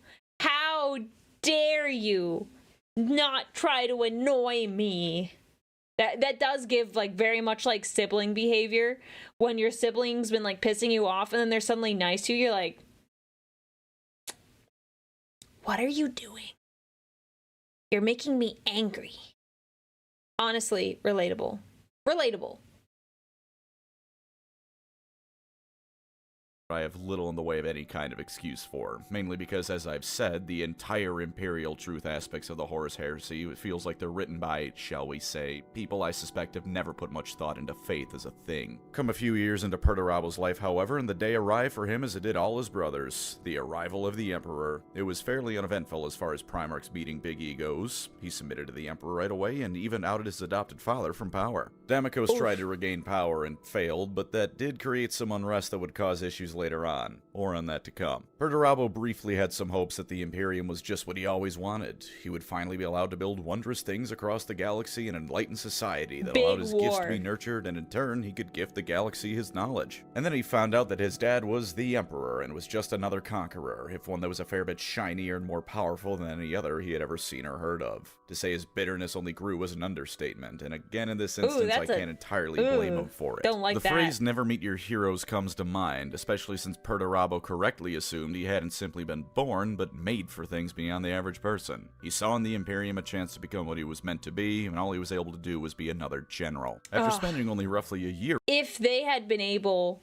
to get through the Great Crusade, and you could say that, and the Emperor allowed his sons to continue living after the Great Crusade was complete, I think he would have accomplished a lot of pretty awesome things. On Terra, coming to grips with all he needed to know, and notably striking up a bit of a friendship with Magnus the Red, he was granted control of the Iron Warriors and did what almost everyone aware of him knows about him doing. He perused through his son's records, saw that they weren't up to snuff with what he wanted, and had them draw straws. 9 out of 10 of them got the good straw. 1 out of 10 got the bad one, and so it was that the 9 beat the 1 to death. Decimation, in a less needlessly roundabout way of putting that, in the traditional sense of destroying 1 out of 10. Basically, everyone else at the time was highly critical of this, but Perturabo worded it as not a punishment, but a way to have his legion meet its full potential, and so the Emperor allowed it. Maybe Big E had a brief look in the mirror that should have been a lot longer, and figured that he had no right to judge someone else for murdering others and calling it a good thing in the end. From there, Perturabo proceeded to be simultaneously a brilliant commander and the worst commander ever. As someone raised great at siegecraft even before he was found by the Emperor, his specialty naturally ended up gravitating towards the most grueling and brutal war fronts there were. Not quite as literally poisonous as fields the Death Guard might be sent to, the Iron Warriors were in the worst traditional battlefields. If trench lines ran across the planet and going through them was the only option, you could find the Iron Warriors plying their trade and suffering massive casualties for it. He always achieved victory, and his enemies either brought into the fold of the Imperium or crushed outright, but it almost always came at an extreme cost. Over 50% of forces deployed being destroyed was no rarity, and against forces like the Hrud, thousands upon Yeah, see, that's really bad. That's really bad. thousands of Marines were destroyed by them for basically no real gain. Orbital bombardment or other strategies oftentimes weren't considered, even if they really should have been, and the Iron Warriors would probably come to fondly remember the time he only had 1 in 10 of them killed as opposed to 1 in 2. It's legitimately to the point that you have to wonder if he wasn't doing this on purpose. He wasn't happy with the Imperium, or his father, or his standing with either, and is supposedly a genius of a Primarch to almost author favoritism levels on occasion. And yet he constantly suffered such catastrophic losses against opponents that had no right inflicting them if he played his cards well, that at a certain point, self-sabotage becomes a real potential reason for his record. He's not If not, wrong. then all supposed genius was overhyped to hell, and in either case, throwing away countless lives because you're too angry to raise a fuss over your position is monstrous. But he was also apparently good enough at logistics and setting up supply lines that at the end of the day, it didn't matter. The losses were promptly replaced, the war resumed, and his complaints both ever increasing and ever ignored, because he never voiced them. Bum bum bum. Bitterness and spite, as I'm sure you already knew, are the 2 words that best describe Perturabo even more so than genius might. The most constant interactions he had with his brothers and the Emperor were tainted by these traits, and it most certainly showed. Dorn is, of course, the most obvious one. Though mostly on Perturabo's end, there were, to put it lightly, some harsh feelings between the two, partially stemming from what could potentially be misunderstandings, and partially from Perturabo being a man-child and Rogel Dorn being as good as expressing himself as the brick wall he is. Close to the start of the heresy, I believe, in the timeline, Perturabo found himself a painting of a battle. The painting depicted an Imperial fist standing triumphantly while an Iron Warrior was face down in the dirt, and showed just which legion was better than the other. Now, in truth, it was just a fist's apothecary granting a quick death to a mortally wounded Marine with a banner in the background, but Perturabo was the kind of person who That's immediately formed rough. the worst opinion possible, I didn't and know that's about it. that. He saw the fist triumphant, the Iron Warriors in the dirt, and got ass mad. He even bought the painting just so he could destroy it. Rogel Fair. Dorn saying that Perturabo would have no chance of cracking his own defenses was also a sore spot, though given Rogel Dorn's personality, there's equal odds he was being arrogant as he was taking pride in his work, which Perturabo misconstrued as an insult. Maybe he would have said the same thing about a fortress Perturabo built if the situation was reversed, but Perturabo takes anything but someone kneeling down and sucking him off as the highest form of criticism and slander. In truth, all of his brothers, even Horus, would dislike working with the guy, or at least make jokes at his expense. Magnus the Red, of all people, ironic given that Perturabo held mysticism and the like in contempt, was the best friend he had. I can see it a bit though. They're both dreamers, and Magnus is all about understanding the warp, which, as insane as it and the concept of understanding it is, no doubt help the two get along. Being able to bring order and reason to the warp is the kind of goal Purdy would no doubt love to see accomplished. Yeah, so maybe that they would be came pretty together cool, I over won't that lie. and the shared arrogance they each held. He respected a few others to some extent too, at least enough to work alongside them on projects. He actually helped Gilliman in creating his Horus Heresy area armor, the Armor of Reason. Everyone who worked with him came away with nothing but good things to say about his capabilities too, because Perturabo was good at what he did. Problem was his personality, which boy howdy did that get under people's skin. He was also a firm believer in manning up, as it were, keeping all semblance of emotions under lock and key and attempting to present himself as a stone-cold man at all times. In some aspects, this is understandable. In wartime, you have to do what you're told since you're likely to get shot otherwise. Sometimes it's time to nut up and shut up. But this attitude extended towards I've even the never most heard that appalling phrase. of campaigns and actions he took, be it abandoning civilians because he couldn't immediately take care of all of them, or just throwing his men into a meat grinder. The idea of a soldier understanding they may very well die means a lot less when you're practically throwing their lives away. He saw his legion and other forces like we see soldiers in a game of Risk, not as living people, but as numbers to be used until the day is won. If people complained about this, he met them with judgment and punishment, and for that matter, he met them with that anyways, even if they just failed an impossible task. Such was the case with Barabbas D'Antioch, who was his favorite marine, more or less, until that business with the Hrud. D'Antioch made the mistake of not doing a Dark Souls hitless run on the Hrud, and also suggested that maybe headbutting their problems until either the problem or their skulls broke wasn't the best way of doing things. In response, Perturabo relegated him to garrison duty in the ass end of nowhere. Aside from this likely ensuring Barabbas never turned traitor, this also had the effect of letting Barabbas do exactly what Perturabo always wanted to do, having fun in the corner of the galaxy, building shit. This is not to say Perturabo was completely emotionless or blind to the plight of those under him. In fact, it was just the opposite. Whenever someone spoke ill of the Iron Warriors or their tactics, he grew incredibly defensive of his legion, since they did the dirty work no one else was willing to do. Now, if you'll forgive me the negativity here, and it's my video, so you have no choice but to excuse it, because I'm going to continue on regardless, I don't think this was all him actually being upset about his sons being judged. I feel like if he was really upset at that, he would have done something about them constantly dying. Instead, I wager he saw criticism of his legion as criticism towards him, which to him is always unwarranted, and assigned the other person as an idiot, and so he'd get angry over it. Of course, in that situation, the only proper response is to defend his sons, and so he did. Here's the translation guide. If Perturabo says his sons are great for doing the thankless tasks no one else will, that means he's great for doing the thankless tasks no one else will. Legitimately, it's like goddamn Lord Farquaad from Shrek, only Perturabo was annoyed that throwing lives away didn't give him medals and instead got him criticized. And he was incredibly emotional. He got better at hiding it as he grew up, but on Olympia he would go from 0 to 100 in a moment at his adoptive father, screaming at almost random the moment Perturabo decided the conversation was annoying him. And to reiterate, once he made his assumptions, he wasn't changing them. He saw his father as only using them to build and lead weapons of war to glory. Which, his father, to be fair, he was mostly doing that, but was it like that all the time? was doing that, but also constantly and genuinely trying to get closer to him. He felt like he was intruding whenever he entered Perturabo's room. He tried to make him comfortable and give him room. Perturabo actually had 2 adoptive brothers as well, but they weren't his sister, who bent over backwards to try and get to know the standoffish and insular person that he was. Perturabo wanted to make wonders, and that's noble. The idea of doing anything but what he wanted, however, drove him to rage. This would stick with him into the Horus Heresy, but it seems his upbringing combined with the Imperium not being all that different is what drove him to quell this anger in public. He didn't think raising a stink would get him any better a life, so he never did. Instead, he would spend his free time moping and hoping someone would just come down and give him a better life, better jobs, and better war fronts. And it isn't just me saying that. This is noted by several of his own sons during one of those campaigns where they were getting fisted up to the stomach. Fair's fair, he was ordered to purge the Hrud from what he himself knew was a strategically useless area from the galaxy. He also didn't raise an objection, didn't switch tactics when headbutting the wall didn't work, didn't bother engaging himself unless I missed something in the book. That is the part that annoyed me. Or that does annoy me about Perturabo. He's incredibly stubborn to the point where Perturabo is the kind of guy where if you say, oh, well, no, you can't do that, you can't make that, he's like, I'm gonna watch me, which in some ways is admirable, but he is so stubborn that even if someone said, hey, that's not gonna work, he would take that personally and be like, well, I'm gonna make it work. And he'll make it work, but it's just not optimal. We want optimal strategies. We want to be as efficient as possible.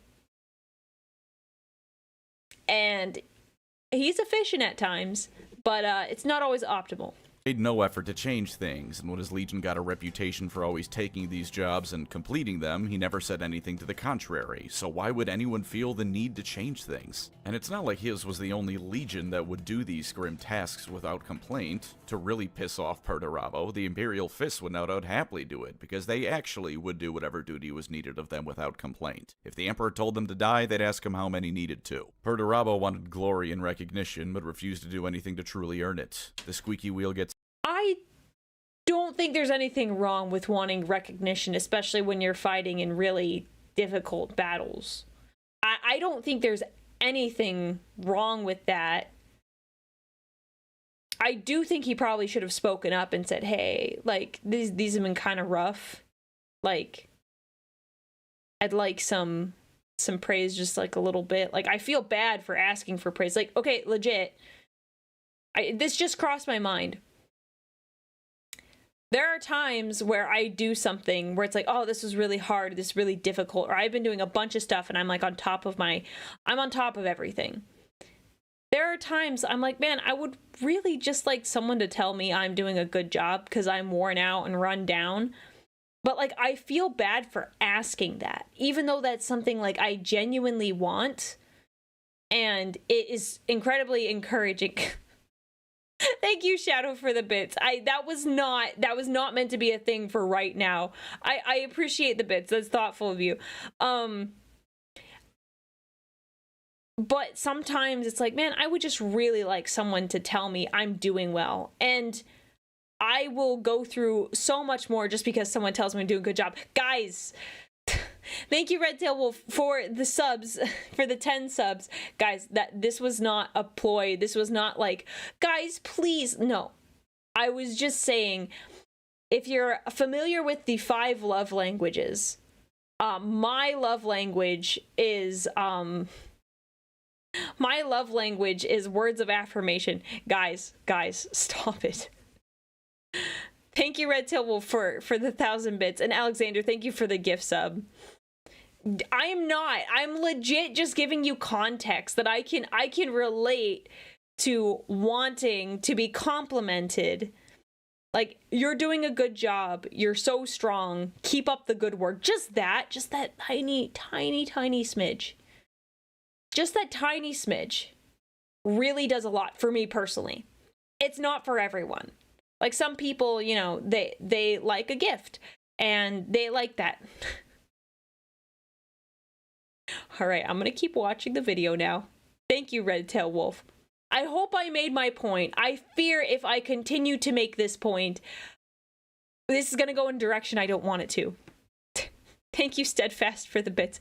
And Odias, thank you for the gift sub. We're going to continue now before you guys do anything crazy. It's the grease, and Perturabo went out of his way to not cause a fuss to his detriment. For some things he could do that aren't me casting judgment on the guy, he could flawlessly understand binary. It was one of his favorite party tricks, That's for pretty lack of a better way to cool. put it, to interject himself into a conversation the Mechanica members were having in binary. And it should That is a really cool skill to have. And Red Tail Wolf, thank you for the 5 gift subs. Thank you very much. I appreciate it. Grand Tourist, thank you for the bits. Asking for praise was a hit to his pride. As someone who's very prideful in his own way, that would be a hit to where it hurt most. No, I agree with that. And that's what I was trying to say. Because you feel terrible. You feel like a bad person for, like, asking to be complimented. Like, for example, I feel bad even just bringing it up because I wasn't trying to do anything. And when people do give genuine compliments, I'm like, well, do they really mean it? And me asking for it, it's not genuine. It's genuine when someone gives me a compliment without me asking for it. And so, like, even in this scenario, like, I feel guilty. I'm like, shoot, this is not what I was going for. I was just trying to give context. Yeah, it cheapens the compliment if it's asked for, and you just feel bad, and you're like, oh. So, that's why. That's why I say what I say.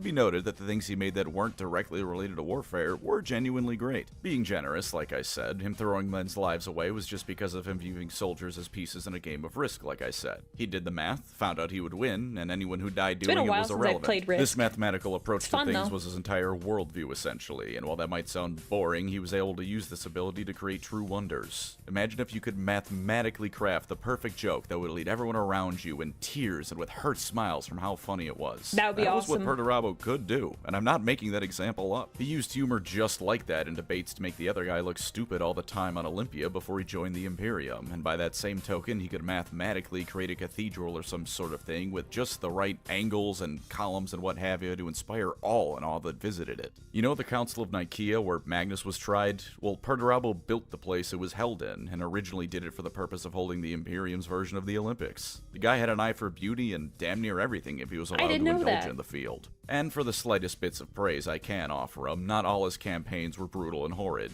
The Iron Warriors did look up to him in a lot of ways, from simply as their Primarch to a brilliant general and fighter to just being brilliant. On his homeworld of Olympia, there was oftentimes raids from a group known as the Black Judges, a human civilization that had archaeotech that was able to do things like prolong their lives indefinitely at the cost of draining others their lives. They essentially had turbo dreadnought suits of armor for themselves and entire armies of drones to do their warfare. Perturabo's first true act, beyond telling his legion to kill themselves, was dealing with the Black Judges, and he did so handily. When he's doing his best to win and not sabotaging his efforts in petty rebellion, or alternatively actually maximizing his gains and losses and not treating everything like a math equation, the dude does tight and efficient work. But then we have quotes like the one from Rogel Dorn, where to paraphrase things, if someone puts a wall in front of Perturabo, he's almost incapable of doing anything but trying to go through it. Going around the wall doesn't factor in. Or a battle where he was working alongside the Raven Guard and was incredibly judgmental of Corvus Corax for not wanting to use his legion of Spec Ops troops to bull rush the front gate like a World War I trench charge. Yeah, that's a terrible call. That's a terrible call. Use your strengths and skills to your advantage. Even if he truly is brilliant, it's in a cold and clinical way designed to get things over as quickly and thoroughly as possible as a military action. And it's not even in a the needs of the many kind of way, because it seems like he was just ending the battle as quickly as possible a lot of the time without consideration for the after effects of what that meant. The idea of leaving things somewhat intact for later use or saving lives in the long run never factored in, just how many people dying would get things over as quickly as possible. And he was, of course, a traitor Primarch, and as such, one day came the moment where he was done with the Imperium. In his case, the cause was this mounting bitterness of not being allowed to play in the sandbox of the galaxy and his creator being no better than his adoptive father. When Olympia rebelled because of the problems his adopted father caused on his way out of power, in addition to Perturabo squeezing it dry for new recruits, he went back to deal with it in the Iron Warriors way. Are you being problematic? You get killed with bricks. Thus were massive amounts of Olympia's people and all those precious fortifications Perturabo once built razed to the ground. His sister, Caliphany, tore into him over this and outright called him a petulant child, hiding in the corner and waiting for someone to come and call him a good boy and getting angry when no one did. Yep. Perturabo responded by killing her and then having a mental breakdown. Bipolar disorder is one way to put it, being the ultimate man-baby is another, and the one I'd rather go with. Horus would then come along and do his sly little charisma thing by way of telling Perturabo that he would be different from the Emperor, and he would be appreciated, But and that he was so he, in the though? right for burning down his homeworld and killing his sister. If he could just join him in this heresy thing, all would work out great. And with Perturabo having already gone off the deep end, he threw his lot in with the traitors, and it was on.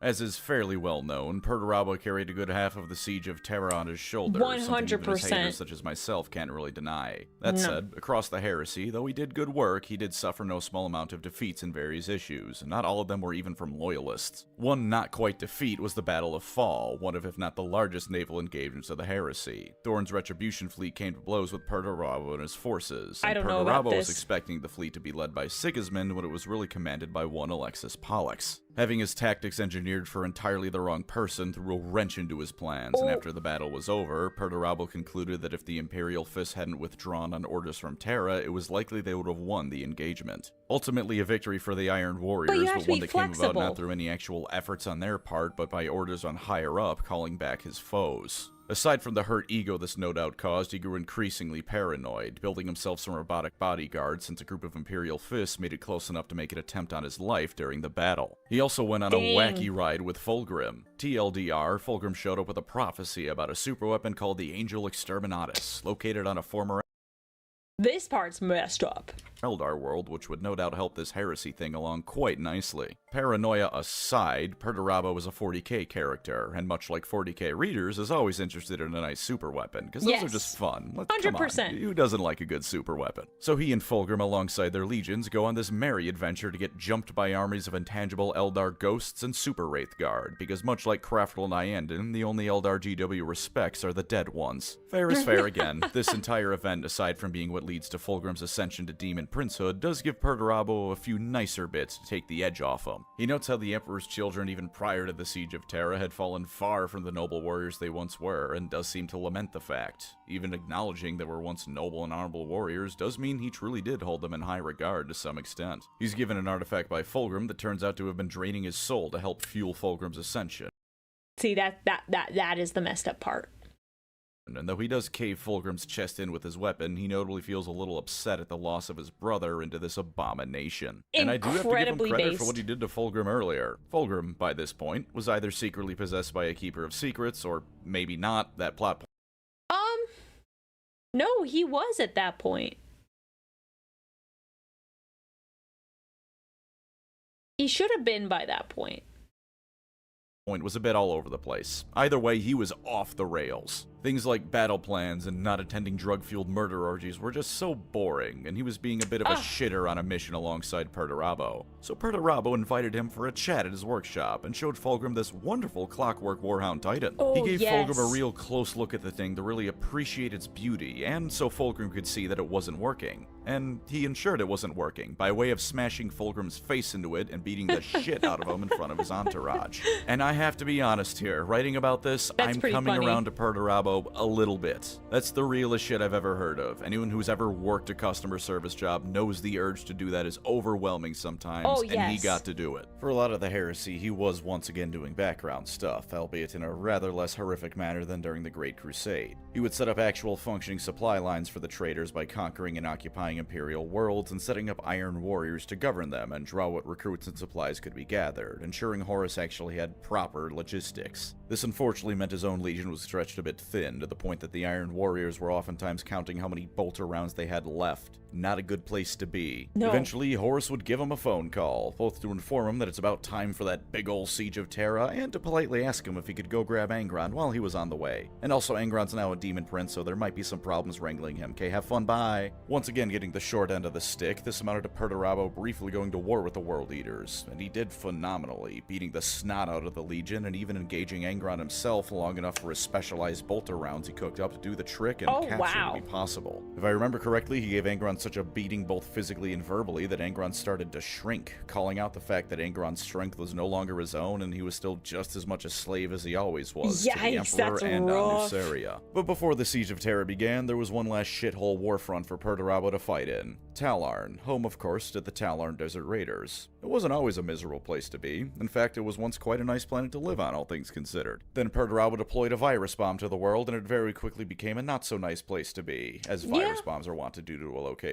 While this did cause Talarn to become the hellhole it is in modern 40k, it didn't kill all the people on the world, who proceeded to hop into tanks and fight back. Reinforcements poured in from both sides. The conditions on the planet meant that deploying infantry in any meaningful fashion was basically impossible. Not unless you wanted the firestorms and leftover virus bits to kill them. And on this day, Perturabo learned a very important lesson. A tank shell fired by a normal human is just as impactful as one fired by a space marine. And I'm so glad he was given the chance to appreciate this, as millions of tanks on both sides went to war and Perturabo was once again denied a victory. His forces were there because they were searching for a fancy artifact for demonic power and whatnot, so on top of not getting it, he was kicked in the balls once more over what was aside from that a world with little value. It took Horus telling him to piss off from the planet for it to finally get through his head that he had better things to do. Oof. But the Siege of Terra came, and Perturabo's shining chance to kick Doran in the teeth was here. Unfortunately, as Horus too lamented, the traitor forces for the most part consisted of idiots and madmen. Perturabo was put in charge of devising battle plans and whatnot to break the invincible fortress of the Imperial Palace, on account of everyone else being at least moderately insane, including Horus himself. His plans were efficient, well-made, and would likely have ensured a costly but inevitable victory if followed to the letter. And then the World Eaters and Emperor's Children went off the rails, with the World Eaters wandering around slaughtering whoever they found instead of following objectives, and the Emperor's Children doing largely the same thing, only those they found no doubt only wish they were killed instead. 100%, Additionally, no small amount of traitor forces other than the Iron Warriors were deployed via warp sorcery nonsense.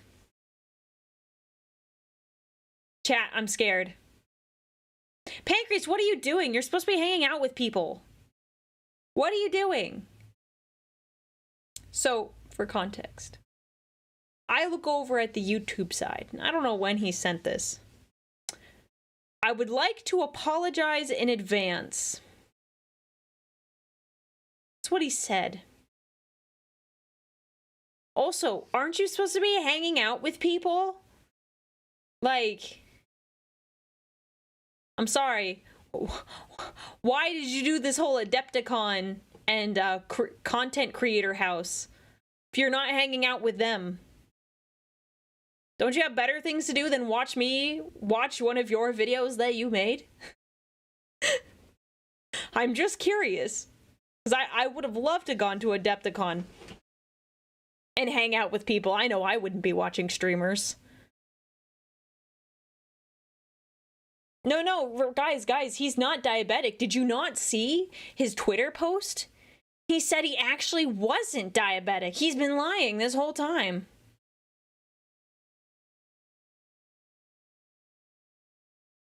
Everyone in the house is watching this stream, obviously. Oh, I hope not. I hope not. No, don't watch silly me. He's hiding. He's hiding in the chat. I'm also impressed because I imagine you're still listening. Do you know someone? Do you know someone at GW? Because the timing of this video. Well done. Well done. It's a little suspicious, I won't lie.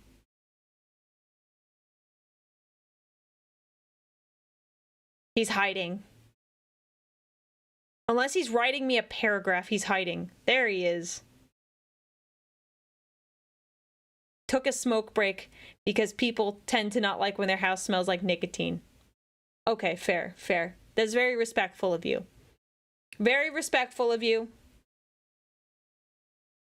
Respectful.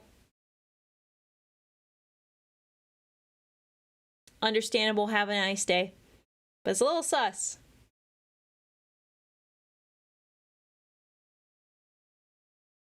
He is an elf simp. He might be a psyker.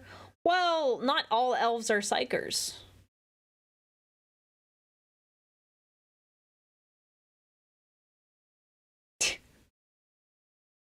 I'm just watching the Peter Turbo video because of all the Peter Turbo stuff that's out. It's good. I will say, we're going to talk about, between your video and Mr. Bones, his video, which one is the better one. Not like they're not both good in their own right. Just, the different takes are kind of refreshing to review. Anyways, enjoy yourself. I'm concerned. I'm concerned because you're already apologizing.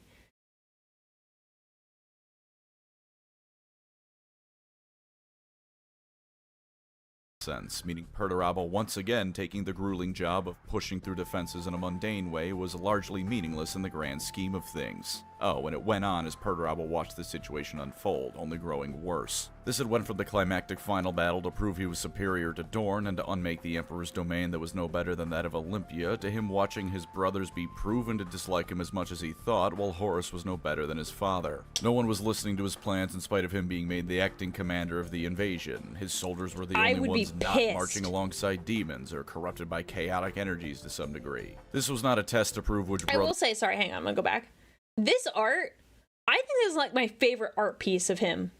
Like, I don't know, he gives like Chad vibes. It almost looks like he's mewing in a sense. I really like the way he looks because he's got like a handsomeness to him that you really don't see in all the other art pieces. The grizzled Chad. Yeah, kind of. Alongside demons or corrupted by chaotic energies to some degree. This was not a test to prove which brother was superior and to bring down the Emperor, yet another tyrant to overthrow. This was all too much. After Horus gave him one more order he thought was bullshit, he had enough. He commanded all his Iron Warriors to leave Terra, and leave they did. He still presumed Horus would win and began making plans to kill him, all the while his emotions raged and he threw a temper tantrum like Kylo Ren over the entire affair. The heresy ended for Perturabo here, so not with a accurate, bang, nor a whimper, but a defiant middle finger coming from a man who'd spent centuries digging himself into a hole and was only just beginning to realize how deep he had gotten himself. Of course, that's not where his story ends. Never. Peter Turbo, in his immense spite, decided that if he couldn't break through to Dorn, he'd make Dorn break through to him, and thus do we come to the Iron Cage. On Dorn's end, this was both trying to capture Perturabo, but more importantly, allowing his legion to atone for the perceived failure at the Siege of Terra, as well as letting them go out before they split into chapters one more time. Mistakes were made! For Perturabo, spite match, baby! The battle in space kept the Fist from performing any kind of orbital maneuver, and so the grueling ground war began. Inch by inch, the Imperial Fist crawled through with Dorn at their head, suffering constant losses until they got to the keep at the center to drag Perturabo out. The keep was, of course, empty, because Perturabo was trying to make Rogaldorn out to be a failure who threw his men's lives away in a pointless assault. Apparently, irony is one field Perturabo was never granted inherent knowledge of. And unfortunately for him, even after the keep was revealed to be a trap with nothing but the guns pointed inward in it, the Imperial Fist and Dorn still didn't break. They couldn't because they already had at Terra, and the cage was to reforge them, and Perturabo's plan to make Dorn out to be a fool backfired into Dorn being revered as someone who continued to drive off traitors to the very end. He's still kind of a fool, because it was still managed poorly. Also, the Ultramarines came to save the remaining Fists, so even after Perturabo basically nuked the whole planet, he didn't even get the satisfaction of seeing Dorn atomized. It wasn't a complete wash, although in many ways the gains from the Iron Cage were ones Perturabo would wish he never got. Aside from a lot of dead Fists, always a pleasure for him, the Imperial Fist gene seed captured here that wasn't used to make funky Iron Warrior and Fist hybrids was sacrificed to the Dark Gods and allowed Perturabo to ascend to Demon Princehood. This would rather go against his modern lore as someone so inherently against warp stuff that the usage of it was in part why he dipped out of the Siege of Terra. But there are at least two possible reasons it happened, neither of which are mutually exclusive. Perturabo at one point spoke with the demon Sara'am, a demon born from the first time a mortal made a weapon with the express purpose of killing another person. He promised Perturabo weapons for the coming conflicts ahead. Knowing demons, and really the idea of making pacts with demons in general, it's entirely possible Perturabo got his weapons in the form of demonic ascension, whether or not he wanted it. Pacts with the devil, after all, rarely go well for anyone but the devil. Well, the devil and Johnny, but Perturabo doesn't strike me as much of a fiddle player, and I don't think Olympia was located near the state of Georgia at any rate. Plus, consider that Perturabo had by this point had his dreams of being allowed to use his talents of a better world dashed by both the Emperor and Horus, as well as the fact that Fulgrim caused some of his soul to drain out. Desperation makes a man do crazy things, and it's possible that Perturabo didn't have much of a choice if he wanted to continue living. Hell, could be both. Maybe he thought he could fix his soul while somehow not falling to chaos in spite of a potential pact, and it bit him in the ass. Plus, he is a demon prince of chaos undivided. This is about as close to being unchained by anyone as you can get, since there's no one god that has his soul on a leash. That's just true. chaos as a whole, though undivided princes aren't really a thing anymore, so... I will say it is good for him because he can play them against each other. He's probably one of the few people that can be really intelligent about that and play the Chaos Gods against each other. How independent he is debatable. He would go on to do a few things of note in between the end of the heresy and modern 40k. He once annihilated a Forge world in just 8 days by way of unleashing a virus that caused the entire thing to become alive and malicious. He helped Abaddon beat up the Iron Hands once, though not directly. And during a massive Iron Warriors civil war in M34, he was fairly passive, but there's evidence to suggest that the entire thing was orchestrated by him to weed out the weak amongst his legion. Never really got over doing that bit, though now Decimation has been upgraded to lighting a fuse and saying good luck to whoever's in the room. He also got in a fight with Mortarion that he lost, but he left after detonating a bunch of bombs just to get the last word in. And since GW has been bringing Primarchs back, I'm sure he's not far behind. As of writing this, Dun dun dun! He knew! the Iron Warriors have had some new stuff come out for them. A new Warsmith most prominently, and some shoulder pads specifically for Iron Warriors also coming out. No doubt the Iron Warriors will be their own army again soon, since 40k is rapidly turning into the Horus Heresy sans Horus. So when that happens, I'm sure Mr. Perturbed himself will be revealed. Fair warning though, for those of you who want something real creative, his Demon Primarch form is supposedly just him, only a lot bigger with more cables. He's even wearing the same armor.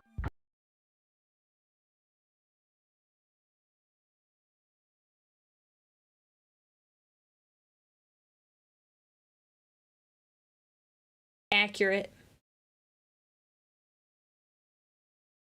Man, someone's got to get that cable management, though. More cables, you got to manage those so they don't look too crazy.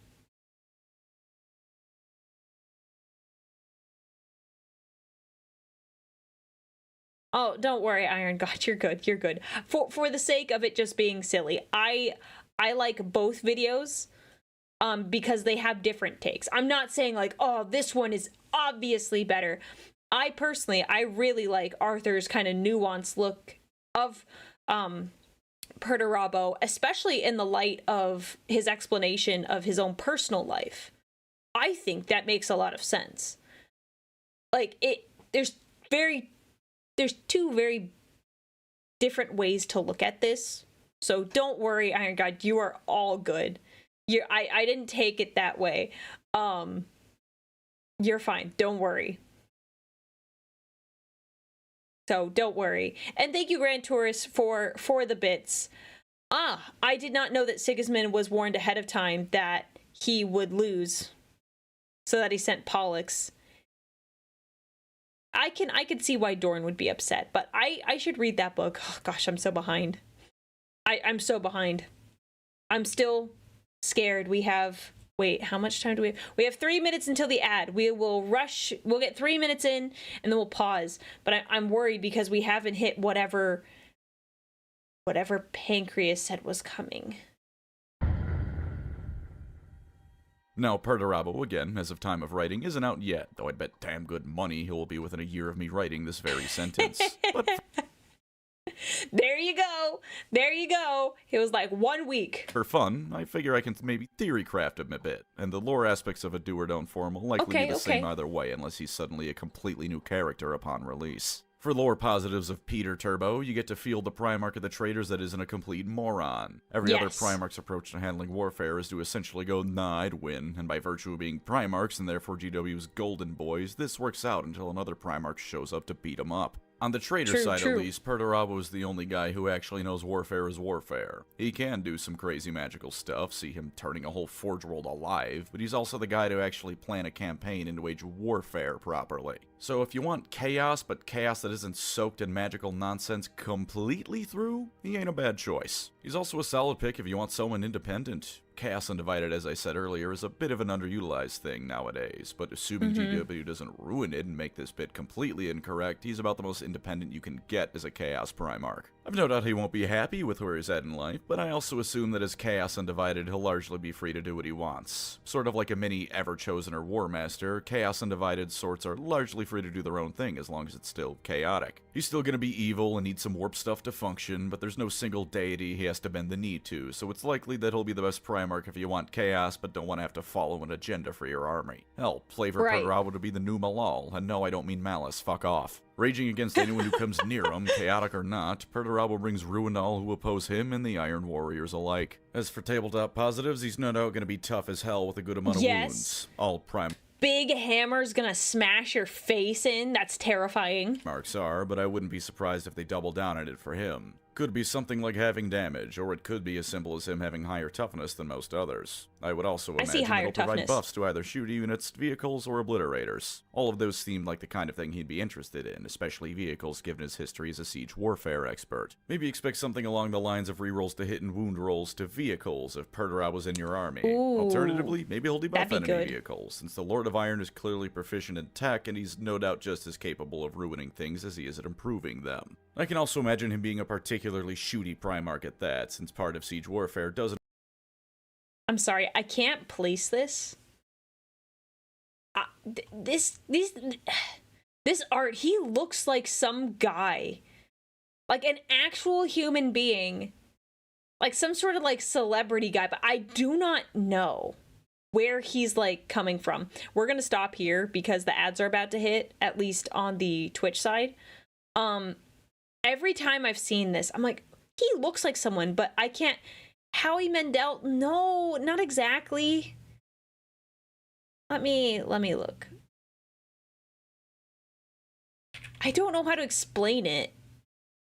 Kind of Vin Diesel, I guess. I just don't know.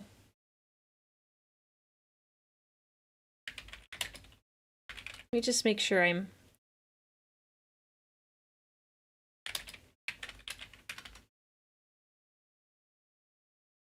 No, I can't.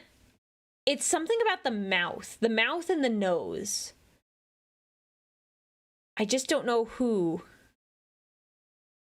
Vinnie Jones. Yeah.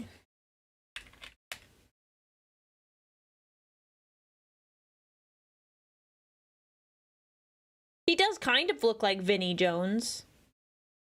But I don't know, that's not the guy I'm talking about. It's someone that I've seen in a movie or something. Alright, the ads have started, so we're gonna chat.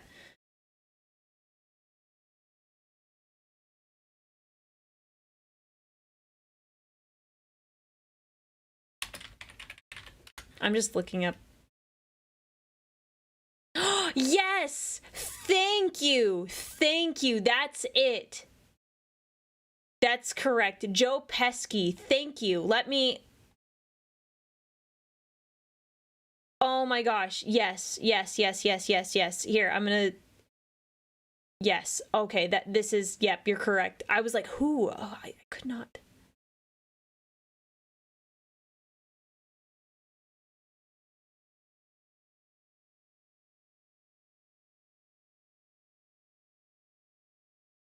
It's the smile, like the kind of the grimace. It's not a grimace, he's more like upset there, but there is one of the pictures. He's the guy from Home Alone. He's one of the burglars.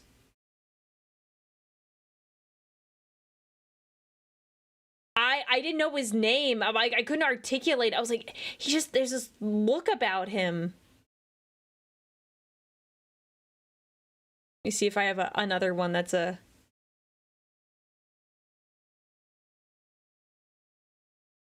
Hang on, what about this one? He's been in a couple good movies. Here, let me pull up another picture of him. This one?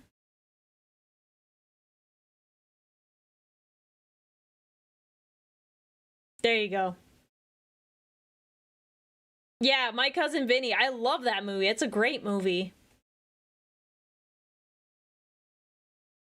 And I'm pretty confident in Home Alone, he made that, like, angry, frustrated face at Kevin. So that's where I was like, that's why I was thinking about him. I feel so much better. I was like, dang. It's like, huh? Because I kept seeing it. And I was like, who does he remind me of? And I couldn't place it.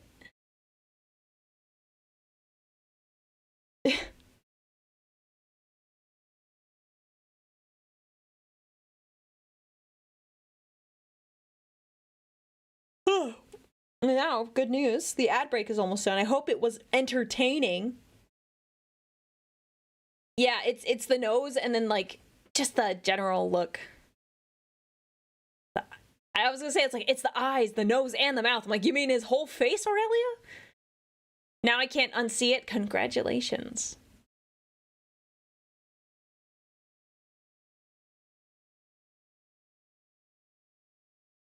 Okay. Are you guys back? Are you back from the ads? Let me know if you're back from the ads on the Twitch side. They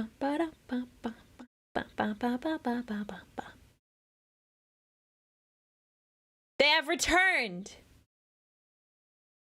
We shall continue. Involves shooting people, if you'll excuse the intense analysis there. I bet there'll be some big gun attached to his arm that can blow anyone he looks at away. And I'm sure his model is gonna be gorgeous. Yes. I know there have been some complaints, but honestly, I like all the Demon Primarch models. Even Fulgrim and his Coke face. I'm sure PERTURABO will be given something equally fitting. And they do a really good job with the Demon Primarch models. I personally like the original Fulgrim Ascended than the current one, but that's just me.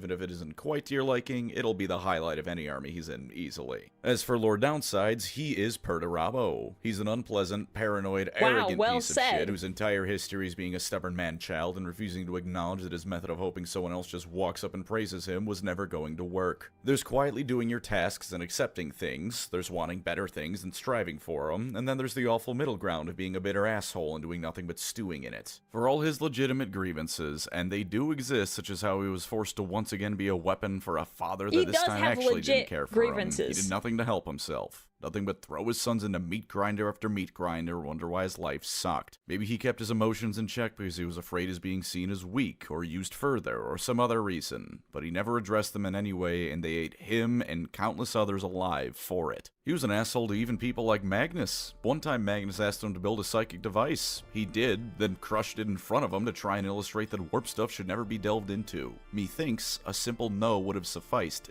dickhead. I can respect wanting to play an evil character. I love Nagash and the Skaven, but Perturabo is not fun evil. Perturabo is a jealous, spiteful prick who's upset that everyone else that actually does things worth rewarding, and more importantly, don't get their entire army obliterated in the process, is rewarded. He's a pathetic person. He's worthy of nothing but pity at most and outright contempt at worst. All of the Primarchs being far more human than most of them would like to admit is something that runs in common between them. In Perturabo's case, he has the mindset of the most sad person you've ever met, amplified by 1,000. He's also still ultimately a slave to chaos, even if it's general chaos. Pro tip, if you require human sacrifices and warp rifts to properly materialize in anywhere but hell, you aren't truly a free man. He'd likely deny it, and he did deny Nurgle himself and refused to become a demon prince under his thrall, but at the end of the day, he's a demon and so inherently is stuck with certain circumstances. Sucks to suck, bozo. For tabletop downsides, I imagine that for his point cost, he's not going to be the best in a close-up fight. Relatively, of course. A Primarch is always going to smash things near them, and he's no slouch in melee, but I assume he's going to be at his best. Oh my gosh, I haven't seen this mini. Like, I haven't really looked at it. Is that like... Is that a knight? That looks like a knight pauldron. That's kind of cool. At a moderate. Sorry, I was making sure my mouse appeared here. That's pretty sick. That's pretty sick. I like that a lot. That's really cool.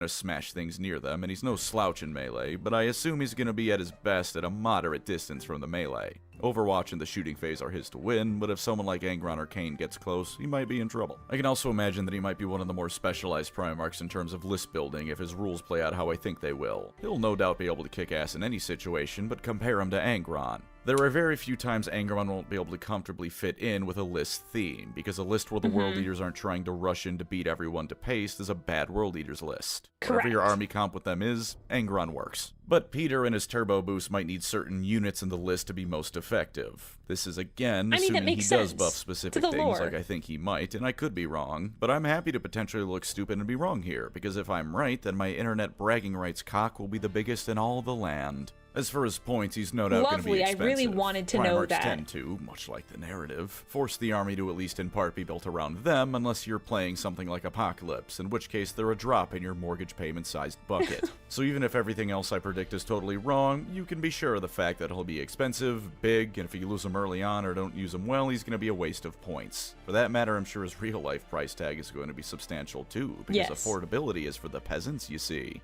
And that was Perturabo. Every time I read something about him, or write something about him, or think about him lately, my opinion kind of wavers back and forth. Still gonna stick to saying I hate him, though. The man really is awful. Fair. Anyone else with his capabilities would be great, but unfortunately for Warhammer and us, the audience, we have to deal with this asshole. Thank you as always to my wonderful channel members. You are the Iron Warriors to my Perturabo, being used and abused while I cry that things aren't fair, even though I could probably be making things a lot easier on myself. If you'd like to support the channel, feel free to subscribe or become a member. Either way, thank you for watching, and take care out there. Okay, so was he apologizing because of the comment he made about his appendage? Or are we waiting for whatever this is?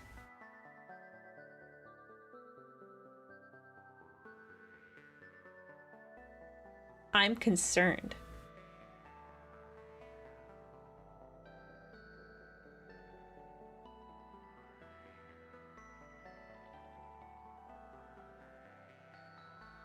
I'm in danger.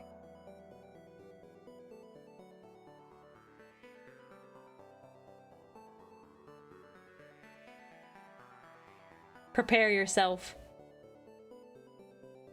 Pancreas no work, more like appendage no work.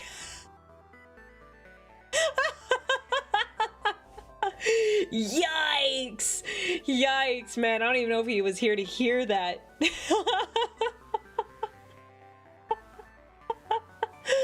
Welp, you heard it here first, chat.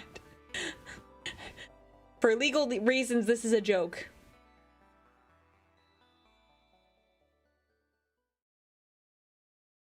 Alright, so on a near completely unrelated note, that'll be slightly censored because I've already used my one F-bomb per video. Oh no. So on a near completely unrelated note, that'll be slightly censored because I've already used my one F-bomb per video. Smash, marry, kill. Perturabo, Astolfo from Fate, and the Hunter Worms from Halo. I don't know. I don't know two of those characters. Kill Perturabo immediately, marry Astolfo because I'd get a free supply of monster energy for the rest of my life, and I'd smash the Hunter Worms. If that last bit sounds strange to you, consider I want to see what happens if I let one crawl up my butthole and do wacky things to my prostate. A near universal experience.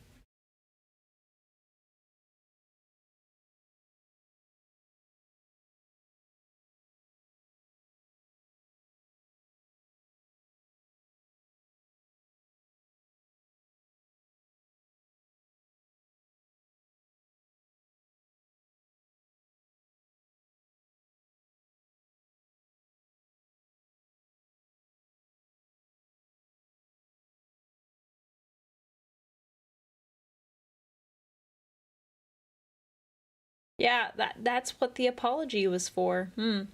Yes, yes, I would say that's what it was for.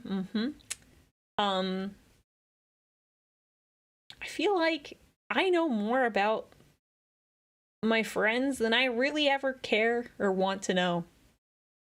Oh, that's all you have to say for yourself? Yeah, Halo's a pretty good game, that's it. That's it, that's all you've got to say. That's all you got to say for yourself, Pancreas? That's all you've got to say.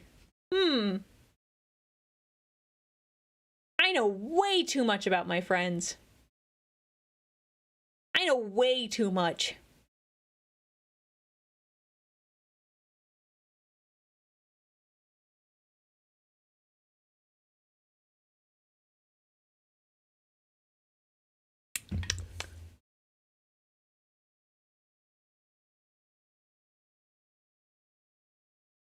I feel like you can't even can't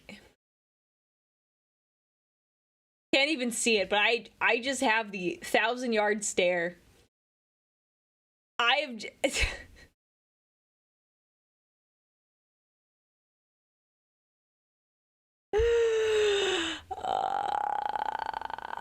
Man, and now this is in my head. It's the last thing I wanted.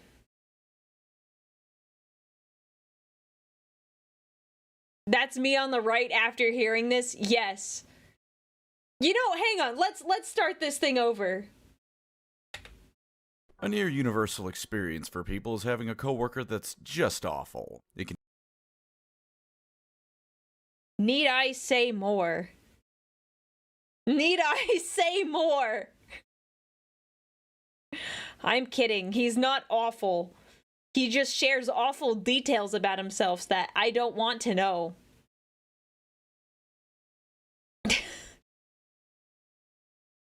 Keep your privates private. All right.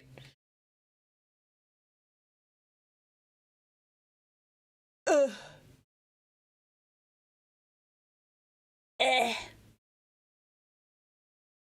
Give me 1 second. I'm gonna pull up the original video for this.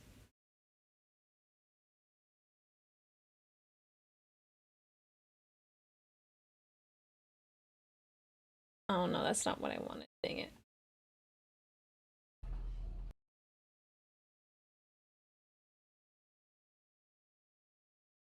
Oh look, YouTube. You guys can't see it. YouTube recommended my own live stream to me. Guys, did you know I'm streaming?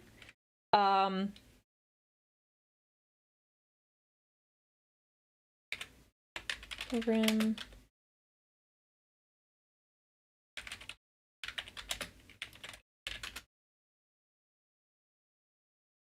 I want this one. This one. Okay. Pulled it up. This is the last thing I had planned for us today in our Perturabo bender that we're doing.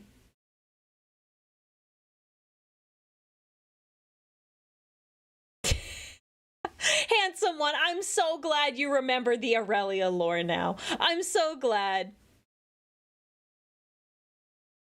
I wouldn't call him a gym bro, though. I wouldn't call him a gym bro. But I'm glad you remembered the lore. Alright, so this one is Perturabo puts Fulgrim in his place by Astartes Anonymous.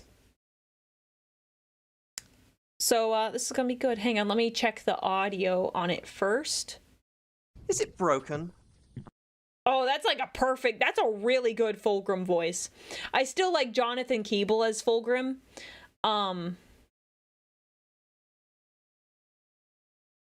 But, you know. Is it really Perturabo returning or is it Alfarius? Oh, good question. Good question. I guess we'll find out. Okay. Astartes Anonymous. Perturabo puts Fulgrim in his place. Is it broken? Great voice. The perpetual motion driver at its heart is losing time. I thought that was impossible. On the contrary, a genius of old Earth discovered the theoretical principles thousands of years ago. But he lacked the technology to manufacture a working prototype. I have many of his journals and secret papers in my library, and was able to extrapolate what had been lost to draw up the schematics for Vulcan to build. I would have thought that Vulcan would have better things to do with his forges, like making guns and swords. Then you don't know him at all. His love of the forge encompasses all things. He's got a from ring crafting light, weapons to if you think fashioning about nature it. wonders of artifice. Perturabo, the streamer, he got a ring light right here. But that one isn't working. Then he's not as good as I heard. No, it was perfect. It was damaged during the fighting at Fall. It fell from a shelf, and the mechanism was knocked out of alignment. If you listen closely, you can hear the variation in each cycle of its mechanical heart.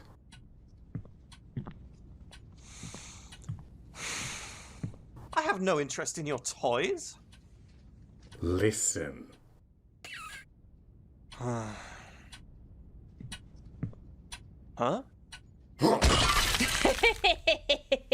Yeah, wonderful. I'd be pissed.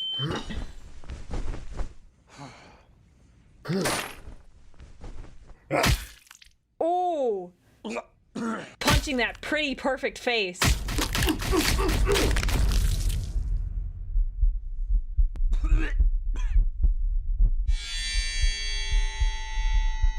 No, brother. I am speaking now, and you will listen to me.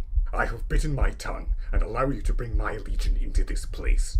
I have followed your lead in all things. I have listened to your tall tales and allowed you to set the pace of this expedition. That ends now.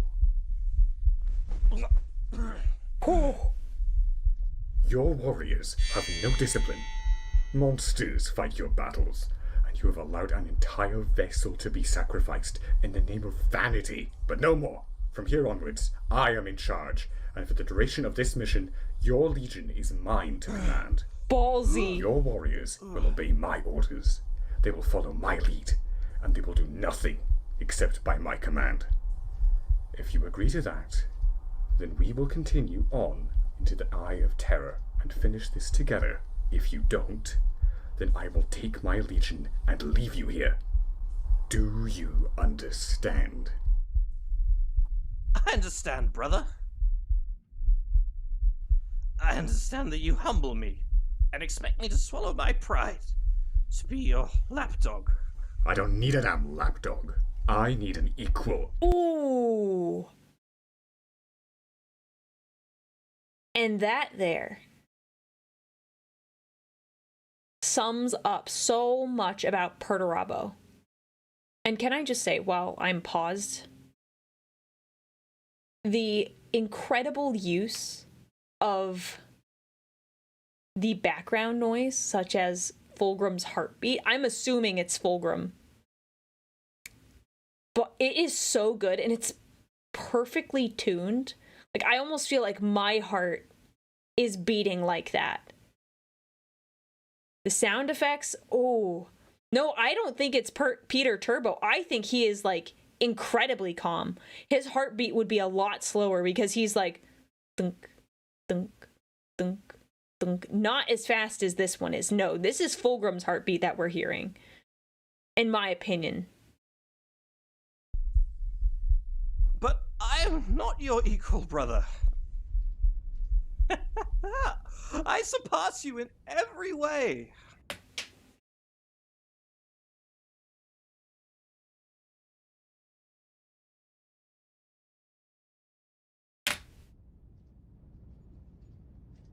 And yet, I'm the one holding the hammer. That goes hard.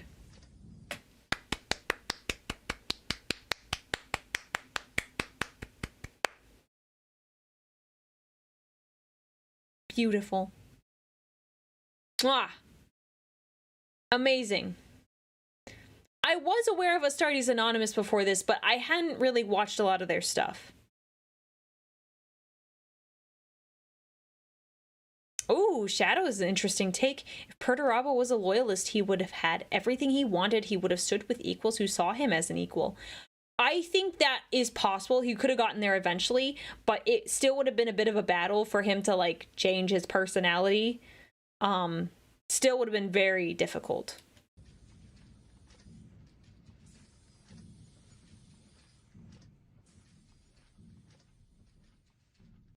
Okay, I was making sure we didn't miss anything. Solid. That was really good. Hey guys, you want to watch my live stream? Did you know I'm live right now?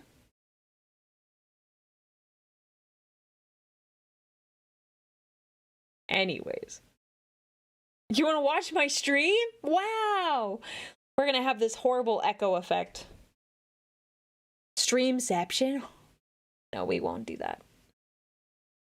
It's funny that it recommends my own stream when I am using this account to watch videos on. Just mute it? Yeah, I could. That was some good stuff. It goes even harder when you remember Fulgrim made that hammer, stole it off Manus's corpse, and gave it to Perturabo. Right? I know. I was thinking that. Whew, goes hard.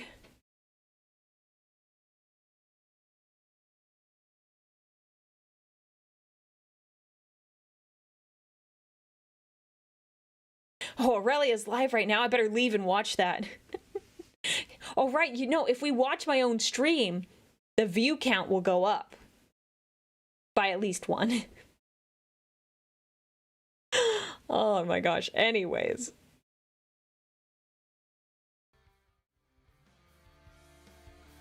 Well, that was good stuff. I was surprised there weren't as many Peter Turpo videos that I was as I was expecting. I honestly thought there would be more.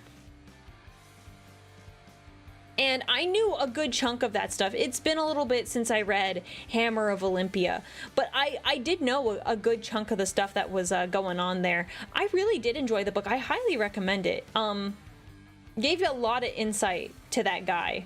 And, you know, I couldn't help but I felt a lot of pity for him. And to Pancreas's point, it's like you either feel pity or like contempt. So that I really did enjoy listening to their takes. I liked Arthur's take and his personal experience being like, yeah, it's because people were apathetic towards him. And like, dude, that's rough when you think about it. So, you know, I still pity him. He's not my favorite guy. I still think there's a lot of stuff from like, dude, you're dumb. You're dumb, really, man? So it's a bit of both. It's a bit of both in my personal opinion, and I'm really looking forward to seeing how mellowed out he truly is in the in 11th. Oh, yeah, YouTube is always a bit delayed. That's just a YouTube thing. There's nothing I can do about it. They're like delayed by 20 to 30 seconds. But I still read all their chats. I still read your messages, don't you worry. That's how I know Pancreas was here.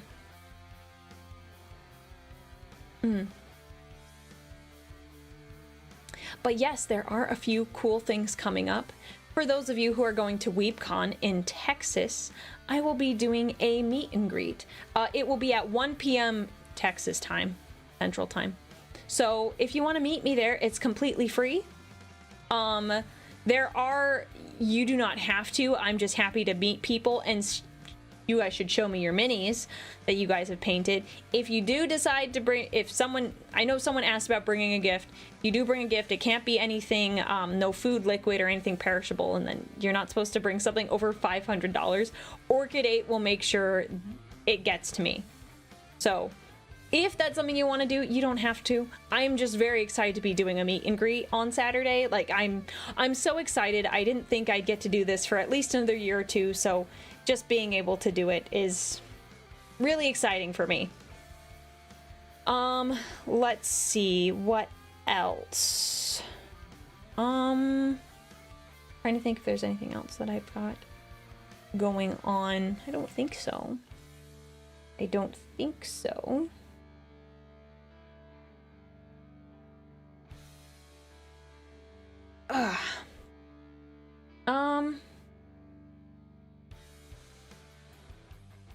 Yeah, that's pretty much it. I think we'll do a raid today. A bit of a shorter stream, but I don't have much more. We've already kind of talked about Peter Turbo and what we were thinking about. Yeah, and thank you. I hope it goes well too. It's the first one I'm doing, so you know, virtual meet and greet. I hope it goes good. Let's see what we got here. We'll do a bit of a raid. Edhort. Hang on, let me check something.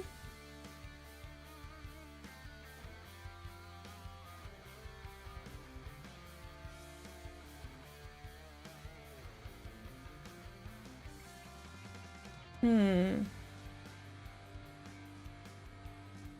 gonna go snag one of Russ's barrels of Miad and be back when I decide to return. Have fun, have a good time. Let's see. I found someone to raid into. I think she's a song that's getting played right now. Seems like fun. Do we like maids? Do we like maid outfits? I think we do. So we're gonna raid into Suko. Wondering if we should talk a little bit until her song is done. I don't know how long it's gonna be.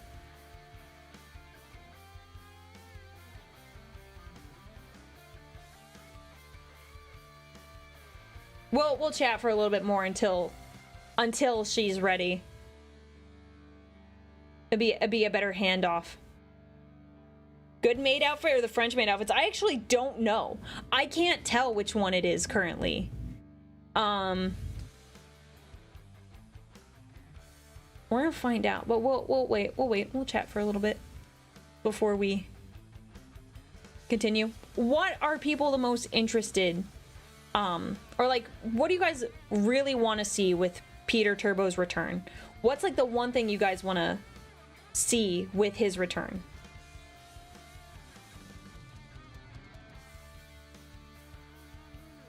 Because for me, I'm not a Peter Turbo stan. I'm like, okay, he's kind of chill. Well, he's not chill. Let's make that clear. He is not chill. But I think he's very interesting. And I'm interested to see what he'll do as a Primarch, like a demon Primarch. Like, how chill will he really be? You want to see his head tubes? I did find it funny that the comic was straight up like, he did not have his head tubes. I was like, no head tubes for him there? But it was refreshing to see him without them. He looks very human by comparison. So.